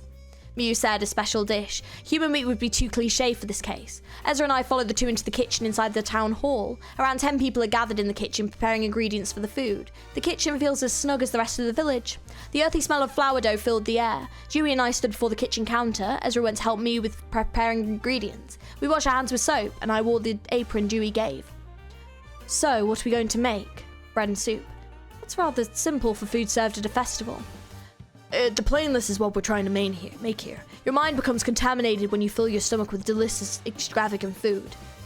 Eating extravagant food contaminates the mind is not an expression people would usually say. Contaminate the mind. It's a novel way to put it. You think so too, right? It's what our town leader says. They work tirelessly for the mental soundness of our townspeople. This festival is part of their efforts. Will the mind become healthy after participating in the festival? Of course!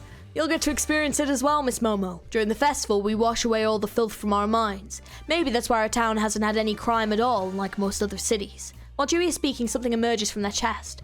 Tiny black arms crawl out. The distortion is manifesting. What is this? Did this person just say something that provoked their own mind? Ezra and Miu bring cleaned ingredients to us, and Dewey puts the ingredients into a pot one by one. They wait for some time before adding each ingredient.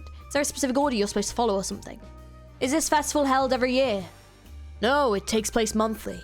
That's a little different from most festivals I know. Must cost a tidy sum to stage it every month. Well, we call it a festival, but it's actually rather simple and modest. We only serve bread and soup in these festivals, just like what we're preparing now. Doesn't mean we put little care into the cooking the food, though. A festival where the mind is cleansed once per month. It smells like a religious rite. Furthermore, the soup has no meat or any animal protein. It's cooked purely with greens and vegetables. Carrots, potatoes, mushrooms, and more. It's an average vegetarian food. Denouncing meat as an impure food is a belief commonly seen in many religious activities. Okay, Miss Momo, let's season the food with a pinch of salt now. A fistful where the mind is cleansed. Townspeople whose distortions cannot be seen. Dewey suddenly manifested the distortion. I need a few clues to draw out an answer. Wait, Miss Momo, that's sugar, not salt. The cooking is almost finished. I don't see any suspicious ingredients such as hallucinogens been added to the soup throughout the process. The festival is about to begin. People sit around tables for 6 in the town hall cafeteria. Bowls of soup we made are placed on each table. A loaf of baked bread is put in front of each of us. Our table consisted of Ezra, Dewey, Mew, myself, and finally the town leader, along with a couple of life-size wooden effigies. They're figures of the townsfolk were making during the daytime. The effigies also have soup and bread placed in front of them. I looked around. There's a stage in front of the dining hall, and on the stage is a steel chair. The cafeteria is structured in a way that people can see the stage from their tables. Miss Momo, it's completely devoid of meat. Ezra whined, sitting across from me. I ignored her. There are important matters to address. I can now see the distortion from the townspeople. The degrees of their distortion are all mild and slight, like Dewey's. I reckon not everyone in this town has joined the festival. There are 57 people in the dining hall, excluding Ezra and I. No, that's not the case. All the villagers have gathered here, the town leader answered. The household seems to have about 50 households. If that's true, then these people are the whole population of the town. That would mean most of them live alone. However, if I take the wooden effigies into account, the total becomes 102. That isn't far from my estimate, but is it even possible that these effigies are occupying the seats where the townsfolk used to be? Where have they disappeared to? I need to investigate that. You must be remarkably pure of heart, Miss Momo. The town leader spoke graciously. I don't see any filth in you. A mysterious phrase. Now, everyone, let the harvest festival begin. The town leader stood up and announced with a loud voice. Let us laugh first. All the townsfolk burst into laughter at the same time, including Dewey and Mew. I laughed along. In a festival you're joining for the first time, you have to observe the mood and the people and follow their behaviour accordingly. Ezra laughed awkwardly. The collective laughter fit went on for 10 minutes. When the town leader suddenly stopped laughing, the townspeople simultaneously quieted down. The town leader sat down. The distortions of the people progressed a little. Let us eat the soup. The leader spoke with majesty. The soup has a clean, savoury taste. The bowl wasn't too large, so I could eat all of it before 5 minutes passed. Let us gush out our anger, you filthy, heinous bastards. The town leader lashed out at the wooden effigy sitting at our table. People all shouted profanities too vulgar for description at the effigy sitting at their tables. What are they upset about? Dewey and Mew were doing the same, swearing at the forbidden faces. Ezra and I followed suit. The townspeople's distortions progressed further. Once again, when the town leader stopped cursing, the whole cafeteria fell silent. Let us eat the bread, the town leader said, slowing their ragged breath. It's an ordinary loaf of buttered bread made from flour. The loaf is about the size of a fist. It doesn't have any particular flavour. The people quietly ate the bread. I could hear the loud noise of teeth biting into something hard next to me. Ah! Dewey started bleeding from their mouth. A black object was inside the bread they were holding. It seems to be what broke their teeth. The thing feels familiar for some reason. A round of applause! Following the town leader's words, all the people clapped in unison. Dewey, go to the chair. Yes. Dewey slowly rose from the seat and walked in front of the dining hall. They climbed to the stage and sat on the steel chair. Let us all cry for Dewey, who will receive all of our filth. The town leader says, gritting their teeth and dropping tears. Everyone in the dining hall wails. People cried their hearts out for Dewey. Something started happening. The distortions on the townsfolk grew severe. Oh my god, this is creepy. The leader puts the tiny black box on Dewey's head. The thing bears close resemblance to the box we saw at Taeyong Produce Co. The only difference is the size. I see now. I have to put a stop to this now if I want to save Dewey. My head is ringing for all the cries. The box begins to vibrate. Detective Moses, this is... Yuri whispered. Ezra, pull Dewey out of the chair right now. Got it, Detective. Ezra sprinted from a seat without delay. This is similar to the case of Taeyong Produce Co. Distortions flow out of people. A stream of distortions akin to a river is made. The extracted distortions see into Dewey, who is crying. Mew screams as the distortions manifest from her body. Her distortion is then pulled out of her, flowing to Dewey. Dewey is taking up all the distortions of the villagers. In their words, they're receiving their filth. This place is filled with the sound of laments. Dewey's body gradually swells in an unstable manner. This is driving me mad. Ezra stormed out to save Dewey, but she soon falters and kneels down. Even Ezra's distortion is about to be pulled out. What happens if the distortion is extracted from a person? Will the mental scars associated with it be erased? No, this is not the time to think about such things. I smash my right elbow on the table. A blade extends from my prosthetic arm. That's sick, oh my god. And the dining hall still echoes with sorrowful cries. Stop what you're doing this instant! I held the blade of my prosthetic arm to the town leader's throat. Everyone, let us rejoice now! Rejoice! The town leader shouted without so much as a flinch. The townspeople cheered. Their shouts of joy could be better described as screamed. Let us bid farewell! Make their parting a joyful one! As soon as they finished their words, the stage fall beneath Dewey opened, causing them to fall through the gap. A dull sound was heard moments later. Judging from the interval between the fall and the echo, the basement space isn't deep below. The stream of distortions follows Dewey into the space below the stage. The trapdoor begins to close. The screams of bliss continue. Ezra, we need to go after Dewey. Oh, that was actually the wrong voice. Ezra, we need to go after Dewey. I ran forward and helped Ezra up. Curses, the trapdoor is about to close. I used all my strength to get up on stage, carrying Ezra, who's on the verge of fainting. I pushed her down the opening before making the fall myself. Thud. Fell on top of Ezra. We thankfully didn't fall from a height too high. When I looked up, the ceiling was already shut on us. I can still faintly hear the cheering of the townspeople. A putrid smell stings my nose. I had to look at my surroundings. Detective Moses, look over there, Uriah said, her voice shaking. You've got to be kidding me. I placed my hand on my forehead. This is a prison. A distortion of distortions. This isn't the distortion of a single individual. It's an amalgamation of people's distortions. There are 45 such distortions down here. They match the number of wooden effigies I saw above. The multiple distortions coalesced into large masses. I cannot begin to speculate the cause or abilities of these entities. Dewey moans and squirms. Their flesh expands and bursts. From the ruptures, arms and legs grow out. A swarm of butterflies comes forth. Soaps that spore out. Utterly unfathomable distortions start crawling in our direction. I don't have my pipe with me. Ezra is lying unconscious. Fortunately, there's a door behind us.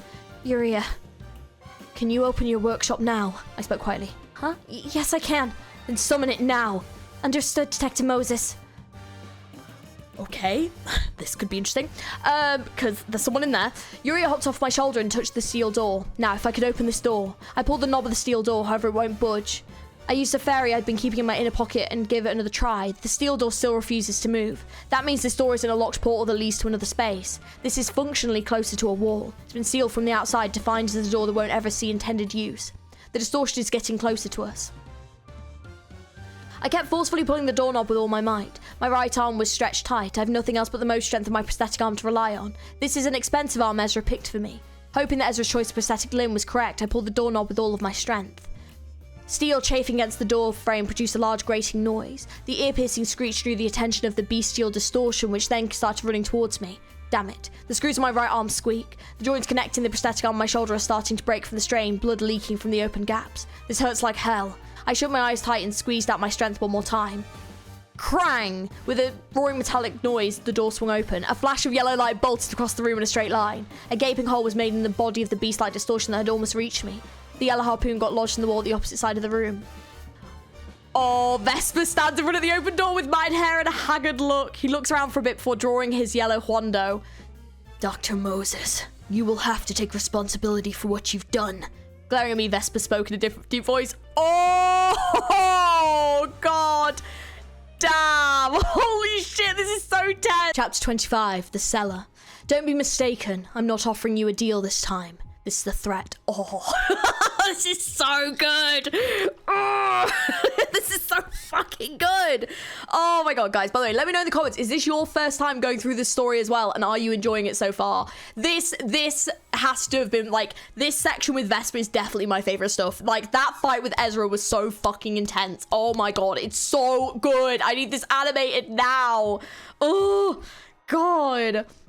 Anyways, let's get into chapter 25. But before that, we'll have to handle this situation. I assume these creatures are of a similar nature to what was filmed in your footage. Vesper mused before charging into the distortions. The creatures, each distorted in their own right, are slashed with the same blade, leaving a yellow trail in its path. When Vesper lifts his right arm, the harpoon stuck in the wall returns his hand. It seems his broken arm is completely healed up. He slashes one distortion after another with a flamboyant yet disciplined movement. A pointy tentacle rapidly extending from a distortion gets sliced before it reaches him. Beastly claw swung at him falls to the floor as the trail of yellow light passes through it. After neutralizing each distortion, Vesper thrusts his sword and harpoon into them to end them for good. The subdued distortions are soon returned to their human form, albeit as corpses brutally slashed and cut. I suppose this is the law of the phenomenon that's taking its inevitable course.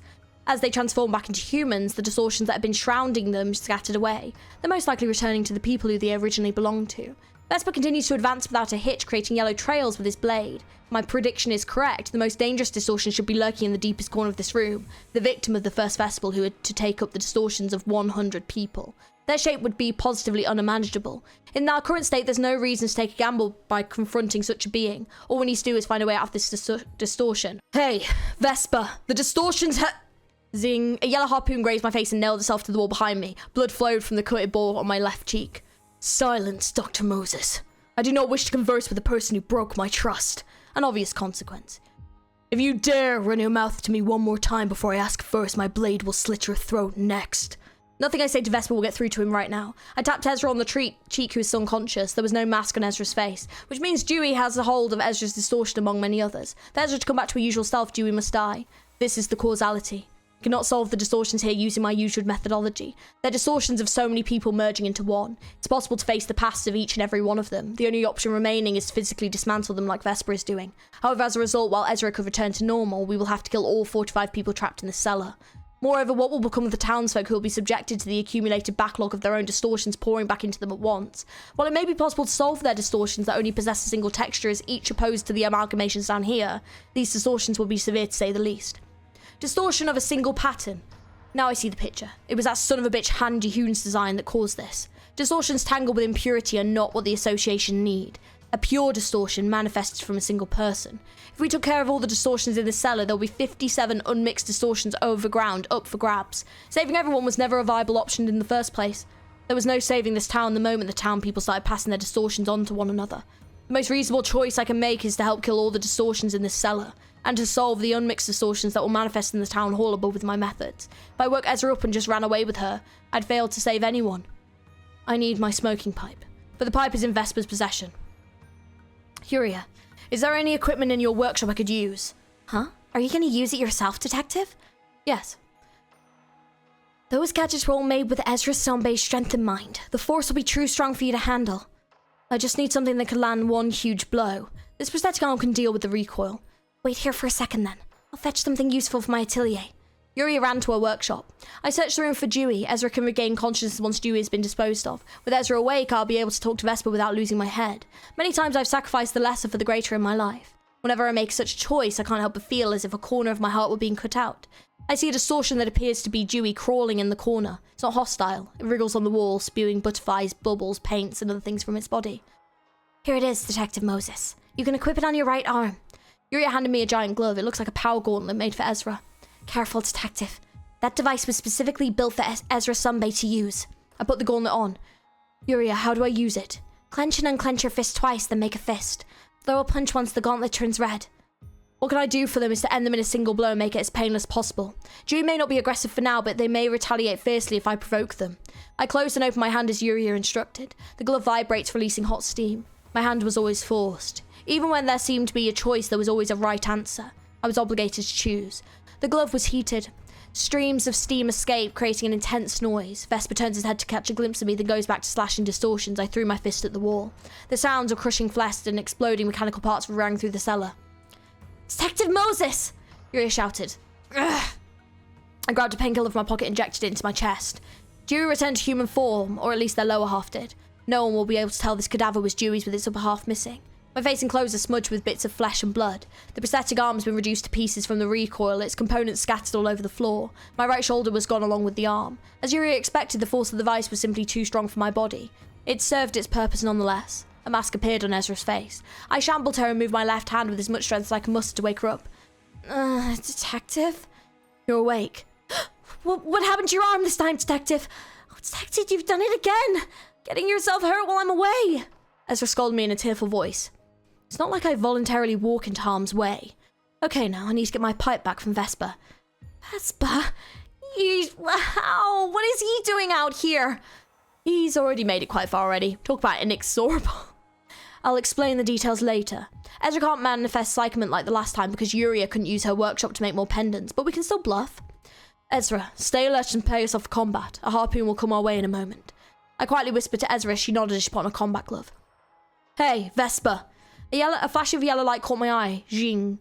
The harpoon came hurtling towards me. Ezra quickly deflected it by kicking its shaft with her right leg. The harpoon fails to reach me and gets stuck on the floor. I believe I warned you not to speak to me. Vesper was standing in front of me before I knew it. He was covered in bits and pieces of distortion as well. Do you wish to put a conclusion to our conflict now? Vesper said, sweeping up his rumpled hair. He looks haggard and gaunt, but he doesn't appear tired at all. His eyes still gleam with energy. Think you can handle us in that condition? Shaking dust off her hands, Ezra boasted. Don't be mistaken. Not offering you a deal this time. This is a threat. I looked into Vesper's eyes. If you don't follow my orders, you will die here. Besides, we're in District 11. Oh, hang on. Just realised. If you don't follow my orders, you will die here. Besides, we're in District 11. Did you just say District 11? Vesper lets out a deep sigh. It's understandable this news would hit him like a bolt from the blue. Then again, we did merely do what we could to survive, and Vesper hunted us in order to get his work done. I shouldn't let emotion get in the way of factual matter. What do you want this time, Dr. Moses? My pipe. Vesper took the pipe out of his coat and tossed it to me. Caught it with my left hand. And my right arm. I ate it. After all, I had to survive by any means. Holy shit, did he actually eat it? Holy fuck. Well, like, he had to survive, I suppose, you know? He couldn't eat the teddy bears, so, yeah. In that instant, Ezra charged at Vesper with incredible speed. Ezra struck Vesper in the right cheek with her fist. Vesper instantaneously retaliated by striking his left knee into her chest. The two got into a melee and phased by each other's blows. What a doggy mess. It's like a fight between a golden retriever and a Doberman. Yuri put my thoughts into words. Ezra, that's enough! I've lost my right shoulder. Even if I got my arm back, it would no longer be possible to attach it to my body. And I'm not a purist when it comes to body parts either. Ezra took a quick step back and stood in front of me. Vesper, you said you saw the footage, right? I have. Vesper replied, spitting bloody sputum onto the ground. The beings here are very much the same as the creature in the video you saw in essence. People who with the know-how call them distortions. These are not ordinary distortions, however. They were artificially created, and in fact, distortions of multiple people mixed together. It would be easy to understand if you view them with something similar to the infamous pianist. But they're not similar to the monsters in the outskirts anyway. You could say that. Point is, simple physical force may not be enough to deal with some of them. There's no guarantee that their attacks will be physical either. Didn't you feel it as you progressed further in? How should we terminate them then? Kill them with fire? No. You'll need the powers of my smoking pipe. Yuria, I could use a twining ribbon. Yes, Detective Moses. Yuria went into a workshop. Dr. Moses. What is the point of taking up such an occupation? To learn about the distortion. Are you saying you acted out of simple curiosity? You're rather selfish. Thanks to you, I've lost quite a few things. I won't deny it. I'm a selfish person, as you said. I only act for the sake of self-satisfaction. You should know that neither of us are following some noble cause to begin with. You aren't seeking sympathy from me, are you? Vesper glared at me and put on a faint smile. You're right about that. We were simply doing our jobs. Detective Moses, here it is. I worked as fast as I could to make it. Yuri shook my leg to grab my attention and handed an orange ribbon to me. Ezra, tie this ribbon to my pipe for me. Got it. I held the smoking pipe adorned with the orange ribbon in my hand. I missed this sensation. I blew a white breath into the pipe. The white smoke shrouds Vesper and Ezra as well as permeating into his yellow Hondo and her gloves. What is this now? It'll protect you from psychological damage some distortions will inflict, and the attacks you will perform will leave more than just physical impact. It's a method devised by Yuria and I.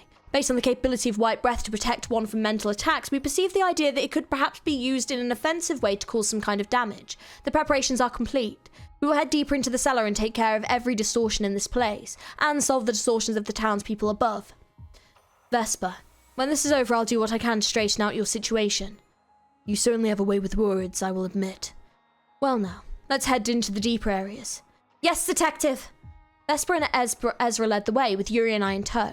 The distortions assumed more disordered shapes the deeper we went. Ezra crushed them with her fists, and Vesper cut down the ones in his way one by one. The areas we passed through were littered with the bodies of people who were freed from the distortion and death.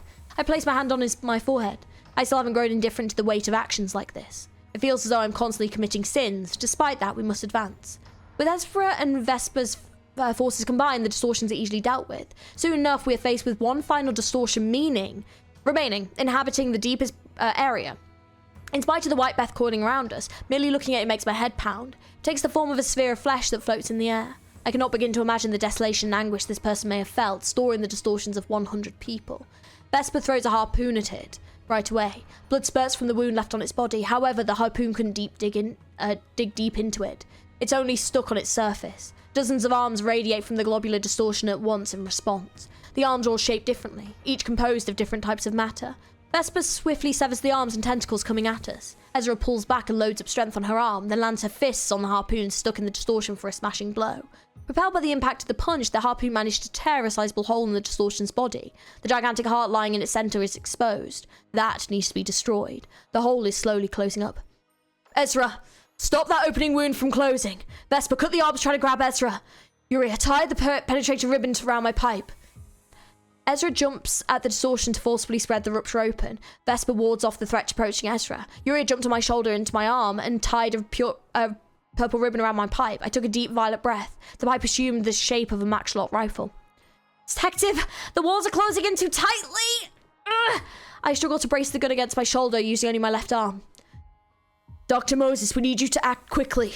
I have only one shot and I must make it count. I put forth all my concentration. Detective! Pulled the trigger. The bullet flew past Ezra's head and hit the distortion's heart. A spherical distortion squirmed and balled for a short while, then blew up with a deafening blast. A stream of distortions poured out from where it was and flowed away. Covered in blood and flesh, we stood up before the corpse of a young person whose heart was punctured. Damn, that's so cool though. Holy shit. Damn, oh my gosh. But I like the team up. I like the team up with Vesper. That's fun.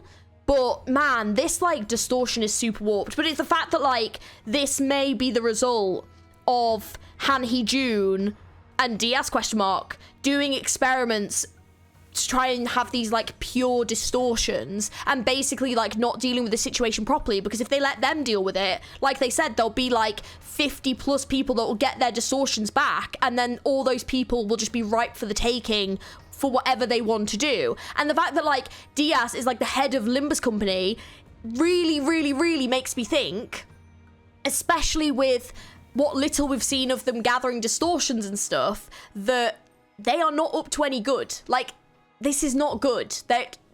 Yeah, this is not good at all. The fact they're trying to make like artificial distortions too, especially with what happened in that company, oh my god, that's not good at all. Why though? That's the question. The question is why. So chapter 26, Expulsion. I let out a deep pale breath. There are no more distortions left in the cellar, or the remains of the bodies of 46 people. Go ahead and tell us what to do next, Dr. Moses, Vesper asked me in a cynical tone. We should go up, of course. I can't put my hand on my forehead or smoke from my pipe anymore. I can't seem to move my left shoulder as I will. I twisted and moved every part of my body I could aim the rifle with only one arm, but I guess I wasn't enough to mitigate the gun's recoil. My left shoulder is dislocated and my right shoulder is gone. I'm completely powerless. Ezra, please carry me on your back. You bet, Detective. Vesper, I want you to exert physical strength on my behalf for a while. I can only take responsibility for you after we've finished this job. If you wish. Vesper gave an icy reply. Ezra picked up the smoke map on the floor and held me in her arms. Ezra, I asked for a piggyback, not this. It's easier for me to respond in danger in this pose. I still can't believe I'm being carried like a bride at this age. Can I just say, I absolutely love the like relationship between Ezra and Moses. Like, it's so cute. It's just so sweet. Like, they clearly care about each other a lot. Like, it's just adorable. It's really sweet. I really want to know like their past and like how they got to this point, you know? But yeah, like it's definitely like a bond that I really am appreciating, like knowing more of, because I feel like when I see more of it in Limbus, it's just gonna be like even better, you know? It's like, oh. Yuri was sitting on top of her head before I noticed. Leaving the cellar is going to be a fairly easy task. The floor of the stage we fell from didn't appear to be very solid and isn't too high above us, so Ezra and Vesper will be able to easily break the ceiling and secure us an exit. The real problem is what comes after we go up. I'm frankly afraid to imagine what kind of scenery might await us. We traced our way back from where we fell. Yuri closed the door to her workshop and drew it. When we opened the steel door again, the heap of rocks were waiting on the other side. A wall of large rocks crudely and doggedly piled up on top of one another is reminiscent of the townspeople's vehement disregard. The exit is right above us, Vesper. Am I to slash open the ceiling? Yes. Vesper brandished his blade without asking further. After a few trails of yellow light flashed in the air, a stage door broke down. Ezra smoothly dodged the debris falling from above. We jumped to the ground floor. When we got up, the carnage was unfolding before our eyes. The polychromatic scene stimulates and overwhelms my mind. A hellish landscape we can do nothing to fix. This might be one of the 5 most detestable scenes I've seen in my life. Right, this is not what is destined to happen when distortions are entwined with each other. This is not what happened in the cellar. While the distortions I faced down below were akin to people with multiple heads asserting their own thoughts, the ones here are independent beings expressing their unadulterated desires. I should have known that better than anyone, yet I was oblivious to the fact. No, I merely buried it in the back of my mind, not wanting to bring it up again. Oh my god. I can just imagine how horrific this is. This must be absolutely horrific, like multiple distortions at once. I can imagine this is absolutely horrendous. Like, oh god. Especially considering everything that we know that Moses has been through. And this is one of the 5 most detestable scenes ever. That's crazy. God damn. Dr. Moses, I regret to inform you that I am not capable enough to control this situation. Like, even if like, Vesper can't control what's going on, holy fuck. Said in a low-pitched voice. Detective Moses, the situation here looks worse than in the basement. Yuri said, hiding on the back of Ezra's head. I can hear Ezra from nervousness. The distortions, each different from the rest, are killing each other in unique ways. The strong harass and tear into the weak as if to flaunt and demonstrate their powers. This scenery is the truest manifestation of the town's collective mind that had been suppressed until now. A glaring variety of colourful distortions grapple and rip one another. This is what I would call the festival of the town. And I really managed to save one of them. Noticing our presence, some of the distortions turn to us and fix their eyes. A white-furred beast in the shape of an ape that has no eyes. A red tetrahedron with 8 eyes. The yellow mantis with the head of a lion. I sense hostility from those 3 entities. Vesper and Ezra will be able to handle the ape and the mantis somehow. The head tetrahedron on the other hand. My pipe will be needed. I closed my eyes and I made up my mind. Ezra, put the pipe in my mouth, please. Yes, detective. I ought to save at least one of these distortions. The choice I made in the cellar will be pointless otherwise. Ezra placed the pipe in my lips as I asked. I let out a deep, pale breath. The sensation of life force leaving the body. This breath is beautiful for it's inspired at the cost of life. A translucent turquoise powder taking on the hue of apatate scattered all over the town hall. Casting a blue glow, the powder adheres to the distortions. They begin to slow down not long after. This is a powder of death. It brings the living closer to mortality. Death signifies silence and cessation. All living beings are brought to a stop. My lungs aren't big enough to exhale a breath that can store this many distortions at once. Still, it's loaned me some time to confront at least one distortion. Even if I can only save one of them, I must do what I can. Damn it, this might very well be my last breath. Detective, you promised not to use that breath. Ezra blew a gasket. I ignored her furious scolding. Vesper, don't strike the distortions unless they attack first. I'm afraid I won't be able to obey that, Dr. Moses. Vesper reaches for the hilt of his sword. It would appear that his patience had reached its limit. And yet I thought I could reason with this young man to an extent. Bang! A blast similar to an explosion of a firework was heard outside the town hall. The footsteps rumble the ground at the same time. I can hear the steps of multiple people, all wearing shoes. Familiar footsteps I've heard in the... Of course they're here! Oh, fucking course they've arrived! Son of a bitch! Oh, they've come to pick them all up. Fuck! Oh, literally what Moses said. A group of people in black long coats and gold masks adorned in the single... Oh, UJAT! Oh, the UJAT fixers! They are... Yes, I thought they were under Diaz's super... Right, that... Yes. Right. Yes. Okay, so Diaz having that makes sense. Also, I'm sorry, right? Otis and Diaz looking kind of similar is one thing, okay? Like, there is a bit of a similarity. But the fact that Otis got the UJAT fit... Like... no one's ever talked to me about this. Is that a theory? Like, is there a theory here? Like, is there a link between them? Is there a theory of a link between them? Like, Diaz, I'm guessing, she seems like an older woman. Was she involved in the smoke war? Like, Moses and her obviously have a past, which I'm guessing is linked to the smoke war. Like, hello? What's going on? I have questions. Oh, dude. Okay. And the fact that so much... Oh, my God, dude. And the fact that, like, Diaz was, like, the Dude, this is so fucking good. God, I fucking love this game. It's just... The lore is fantastic. Oh, my God. It's so good. But no, seriously, this story is so fucking good. I'm loving it. Oh my God. But, dude, I have so many freaking questions. Oh my God. I need to go through and read every single Otis interaction now because, oh my God, what? Ugh. Sorry, let me continue. Fix is under Diaz's immediate supervision, UJAT. They form a dark wave as they wield their scimitars and ruthlessly charge into the distortions, so that's how it is. The distortions, rendered mobile by a pale breath, are helplessly incapacitated one by one. Please forgive our abruptness, Dr. Moses. I must say, you didn't disappoint. I knew I could trust you to subdue the distortions of this town without unnecessary casualty. Han Hee-jun walks towards us from the town's entrance hall. This request wasn't issued by the Seven Association. Han Hee-jun, he once again serves as Diaz's obedient little lapdog as he always has. I'm a hypocrite. Once again, I couldn't save anyone. Our party and Vesper were moved to a corner of the town square where we sat down to lick our wounds. UJAT, the private military force under Diaz's command, cleanly sorted out the town situation. Right, then why the fuck would Diaz, like, basically betray their own, like, task force? That's what happened in Limbus, though, right? Because Diaz was the one that let the spiders in, so why the fuck would Diaz do that? That's so interesting. Okay. Oh my god. Okay, hang on. That's so freaking fascinating. Dude. Oh my, I should have read this. I knew I should have read this before flipping Canto 9. I knew I should have read this earlier. Oh, it's fine. It's fine. We're reading it before the next intervallo, and that's what matters. It's fine. Cleanly sorted out the town situation. They caged the distortions and make assistive preparations to transport them, as well as treating our injuries with great care. Ezra won't say a word. She still seems upset about me using the pale breath. Then Han Hee-jun approached us. Dr. Moses, have this warm cup of tea as you rest. What is Diaz planning to do with the distortions? How can I possibly grasp what's on her mind?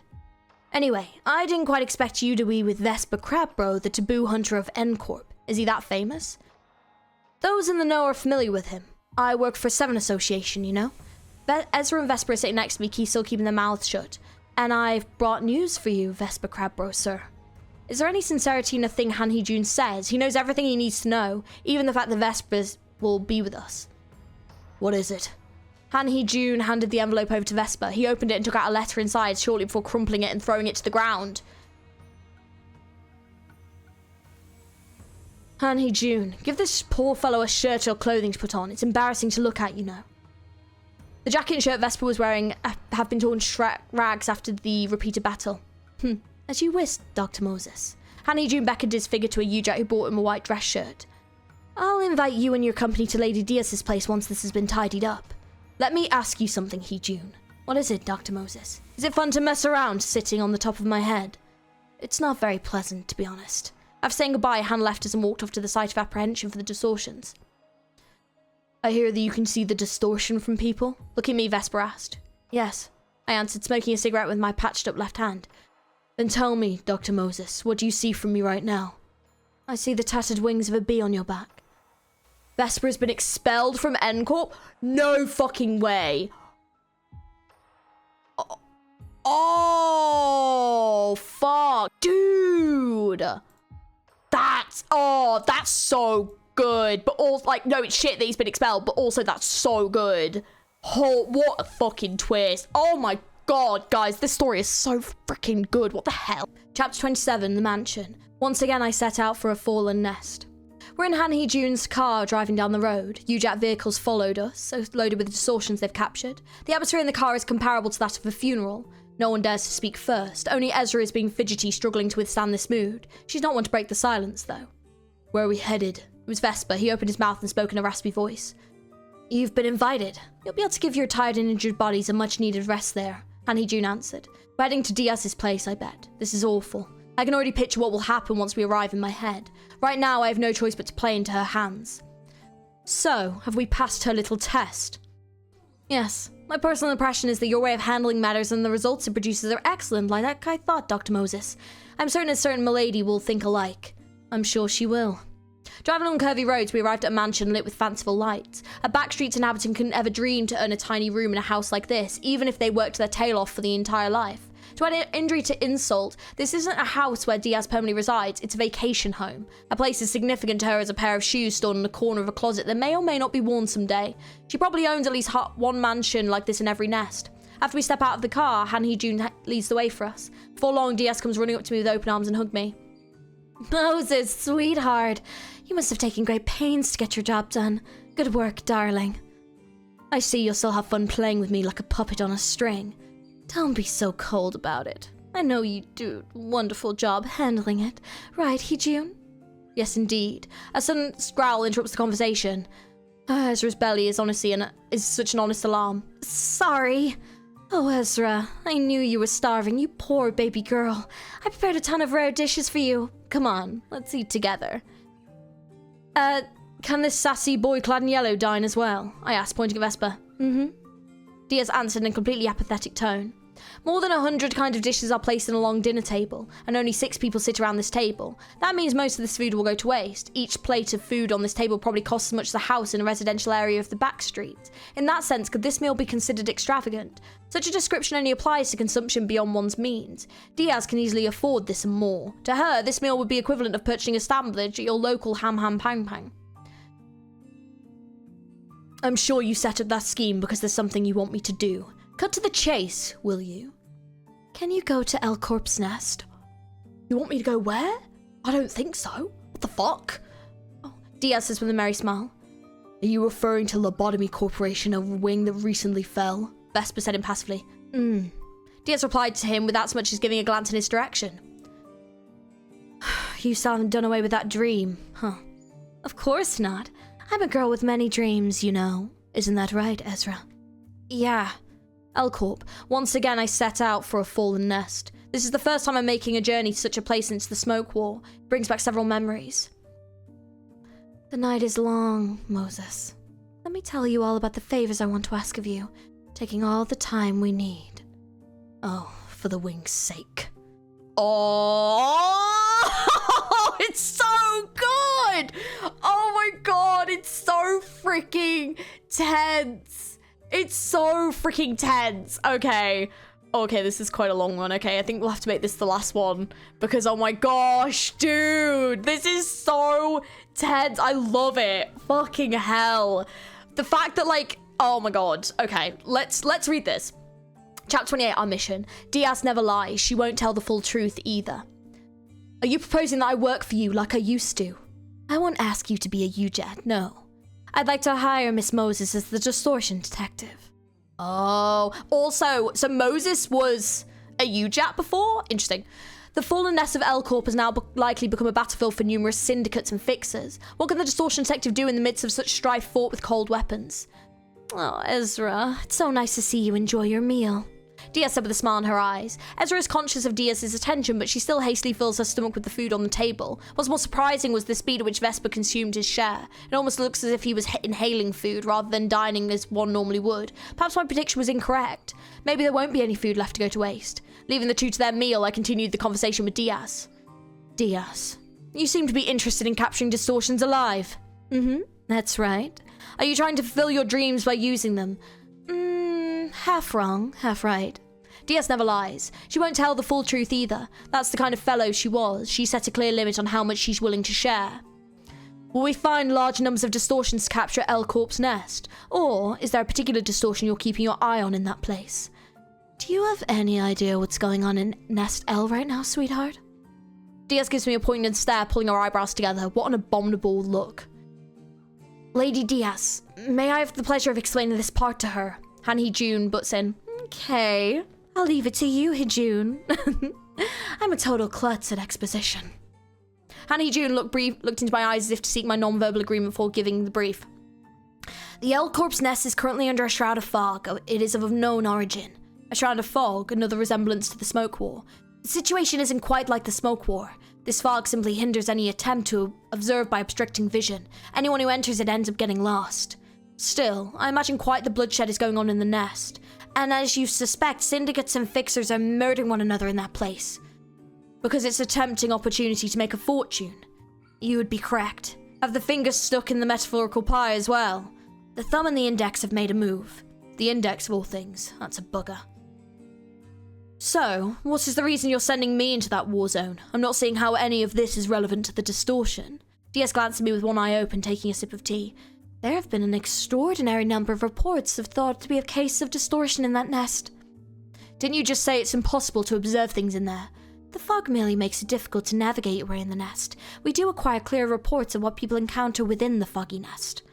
You want us to capture distortions alive from there? That is correct, and there is more. We want the distortion in a more complete form. Let the distortion progress further, foster it, if necessary. Stir people's minds even more. How far does it have to go? Doctor, are you familiar with the term abnormality? Abnormality? No. Never heard of it. In that case, I'll leave it up to your judgment. I'm only a fixer that resolves distortion. That makes you quite the most adequate person for the task of neutralizing them. Fine, what comes next? Tell Ezra to carry the distortion on her shoulder. Startled, Ezra pulls her busy hand and shook her head while looking at me in the eye. The UJAB will come pick it up when you do. How convenient. Are they going to accompany us or something? Do you need the support of the UJAD? No. I hate traveling in crowds. I figured you'd say so. If one is prone to getting lost within Nest and surveillance over a distance is out of the question, how are they going to find us? Diaz smiled and gave me a well-packaged box as though she was waiting for me to ruin the issue. Here, a gift for my dear Moses. It's a prosthetic arm. They have one-of-a-kind arm. You won't find anything like it in the city. I spend tons of money on this. It's extremely unusual for Diaz to consider any expenditure large. Whatever this thing is, it must be a work of insanity. With this arm equipped, UJAT will be able to locate you. You can also communicate with me. That means I have to listen to your soddy voice wherever I am. That means this thing is a shackle. Heavy fetters attached to my ankles that won't allow me to escape her notice no matter where I go. How many distortions do you want captured? Until I'm satisfied. I'm holding back my boiling urge to punch that face. Yes? You are to secure distortions until Lady Diaz is satisfied with the amount and... Do you remember the black box you saw in Taeyong Produce Co? Yes. That box was procured from the L-Corp's nest. You're telling me to find and bring back more of those boxes as well. A black box that generates distortions. Diaz collects distortions. I plan to create them herself, so that's how it is. With the technology in her hands, she might be able to achieve whatever filthy dream she has. And why should I take this job? Because it might be your chance for you to atone for your past, Doctor. I took out my smoking pipe and bit it in my mouth. Please remain calm. I'm saying this sincerely. I puff out smoke. Dr. Moses, please refrain from smoking at the dinner table. Vesper scowled at me and grouched in a deep voice. I don't mind it. Don't give him any attention and smoke all you want, Moses dear. Diaz retorted right away. I intended to let out a deep sigh and put the pipe back in my pocket. We'd like you to lend a hand as well, Vesper sir. Why is that? Because you might be reinstated in the wing with my lady's help. I'll regard that silence as a sign of agreement. Okay, let's see this whole deal makes sense. Where do you want us to begin? Oh my god, oh my god, oh my god, oh my god, oh my god. There's so many things in there that I recognize. Holy fuck. We have multiple candidates. Laundry of Dreams, the Human Thunderbolts, the Library. Is it the Library of Ruiner? Oh. Yesterday's Promise as well. Yeah, because like that's one that I recognize, I think, from Limbus, I think, right? The 8 o'clock Circus, the Church of Gears, Man-Eating Sand... Yeah, these two as well, obviously, were in Ruiner. That's enough. All in graceful names. That's how the association usually designates names for cases. I'll start with the Laundry of Dreams. Its grade? Urban Legend. Urban Legend, it should be a good exercise. The Library is an urban legend as well. What do you think about that one? I don't get good vibes out of it. Understood. I'll be taking off tomorrow. What? But Moses, I wouldn't mind if you stayed here and played with me for a week or so. I left her behind and headed outside. I enjoy a bit of solitude on the terrace, smoking from my pipe. It's quite a contrast to the scenery I usually see from my office. The yard of this mansion seems endless. Beautiful lights illuminate the vast garden. Detective, are you going to be alright? Ezra came to my side and asked. Have you mellowed out, Ezra? Yeah, I get it. That was the only option you had, but... Promise not to use that pale breath ever again. For real this time. I know what it does. If you use that power, your lifespan gets Ezra. I know that better than anyone. Of course I value my own life. I made that choice to use it so we could survive. Okay. Go to bed now. We have work to do tomorrow. Detective, about the atonement thing Han Junsi Sunbei mentioned, are you really gonna do it? Yes. The morning draws on. I equipped the prosthetic arm DS gave and prepared myself for the trip. Han June is waiting for us at the garden entrance, but next to a black van. Vesper and Ezra are loading the boot of the van with various gadgets. I placed my pipe in my mouth. Lady DS departed Adorn for someplace else. She wanted to say her apologies for not giving you a proper farewell. Right, I puffed out smoke from the pipe. Miss Yuria, there's no need to pose like a normal teddy bear in front of me. Hanny June spoke quietly to Yuria, who was sitting on my shoulder. The plush doll flinched a little. The UJAB will set up an outpost near Nest L. You may head inside the nest first. Guess we'll have to go by car with Ezra as our driver. Maybe I should bring sickness pills. I take the wheel. Vesper showed up from behind and walked towards the driver's seat. Are you a good driver? You won't be disappointed. I got in the van with a bitter smile. This pitiful young man has become yet another toy in Dias's hands. Doctor, I'll be contacting you later. I gestured at him to sod off. Soon enough, the van's engine roared to life as it began to move. It's the beginning of another damned journey. Oh my freaking god. That was so freaking good. Okay, so basically, where we've gotten up to is that Moses, and Vesper's obviously now also joined them because he's been expelled from the wing as a taboo fixer. Holy shit, like from N-Corp, like he's been expelled from that as well. I'm presuming, because it seemed like he was on some form of time limit, so I do wonder if we'll find out what that was about exactly. But it seems that basically they have become like pawns in Dias's kind of game to gain distortions, and it definitely seems like they want to become the next L-Corp. And I'm presuming by using the distortions, I wonder if it's going to have something to do with like enkephalin production or something along those lines. She definitely wants to do something with it. Dias is a very interesting character. Obviously, we've seen the repercussions of her actions. Obviously, we've seen her a little bit in this, but we've yet to see her in any of the other games. But she seems like to be a player that's definitely having a huge impact on a lot of these things. Also, the fact that Moses didn't actually know about abnormalities is quite interesting. So it makes me wonder, did like when's that kind of started and come about? Like what's happened with that? And then also, obviously as well, what we don't know yet is this kind of link to Carmen and where Carmen comes into this. I do wonder whether or not Moses developed these powers sort of after what happened with L-Corp. She didn't necessarily give us a timeline for that. So yeah, it's so interesting though. I'm wondering if it's tied to Carmen in some way. It must be. But honestly, this story is so fucking good. This is probably one of my favorite bits of like lore we've had from Project Moon. Like I am absolutely loving this. It's so fucking interesting. I want to see like animation of it so bad and hear it voice acted and everything. Like, oh my god, I want a Distortion Detective game.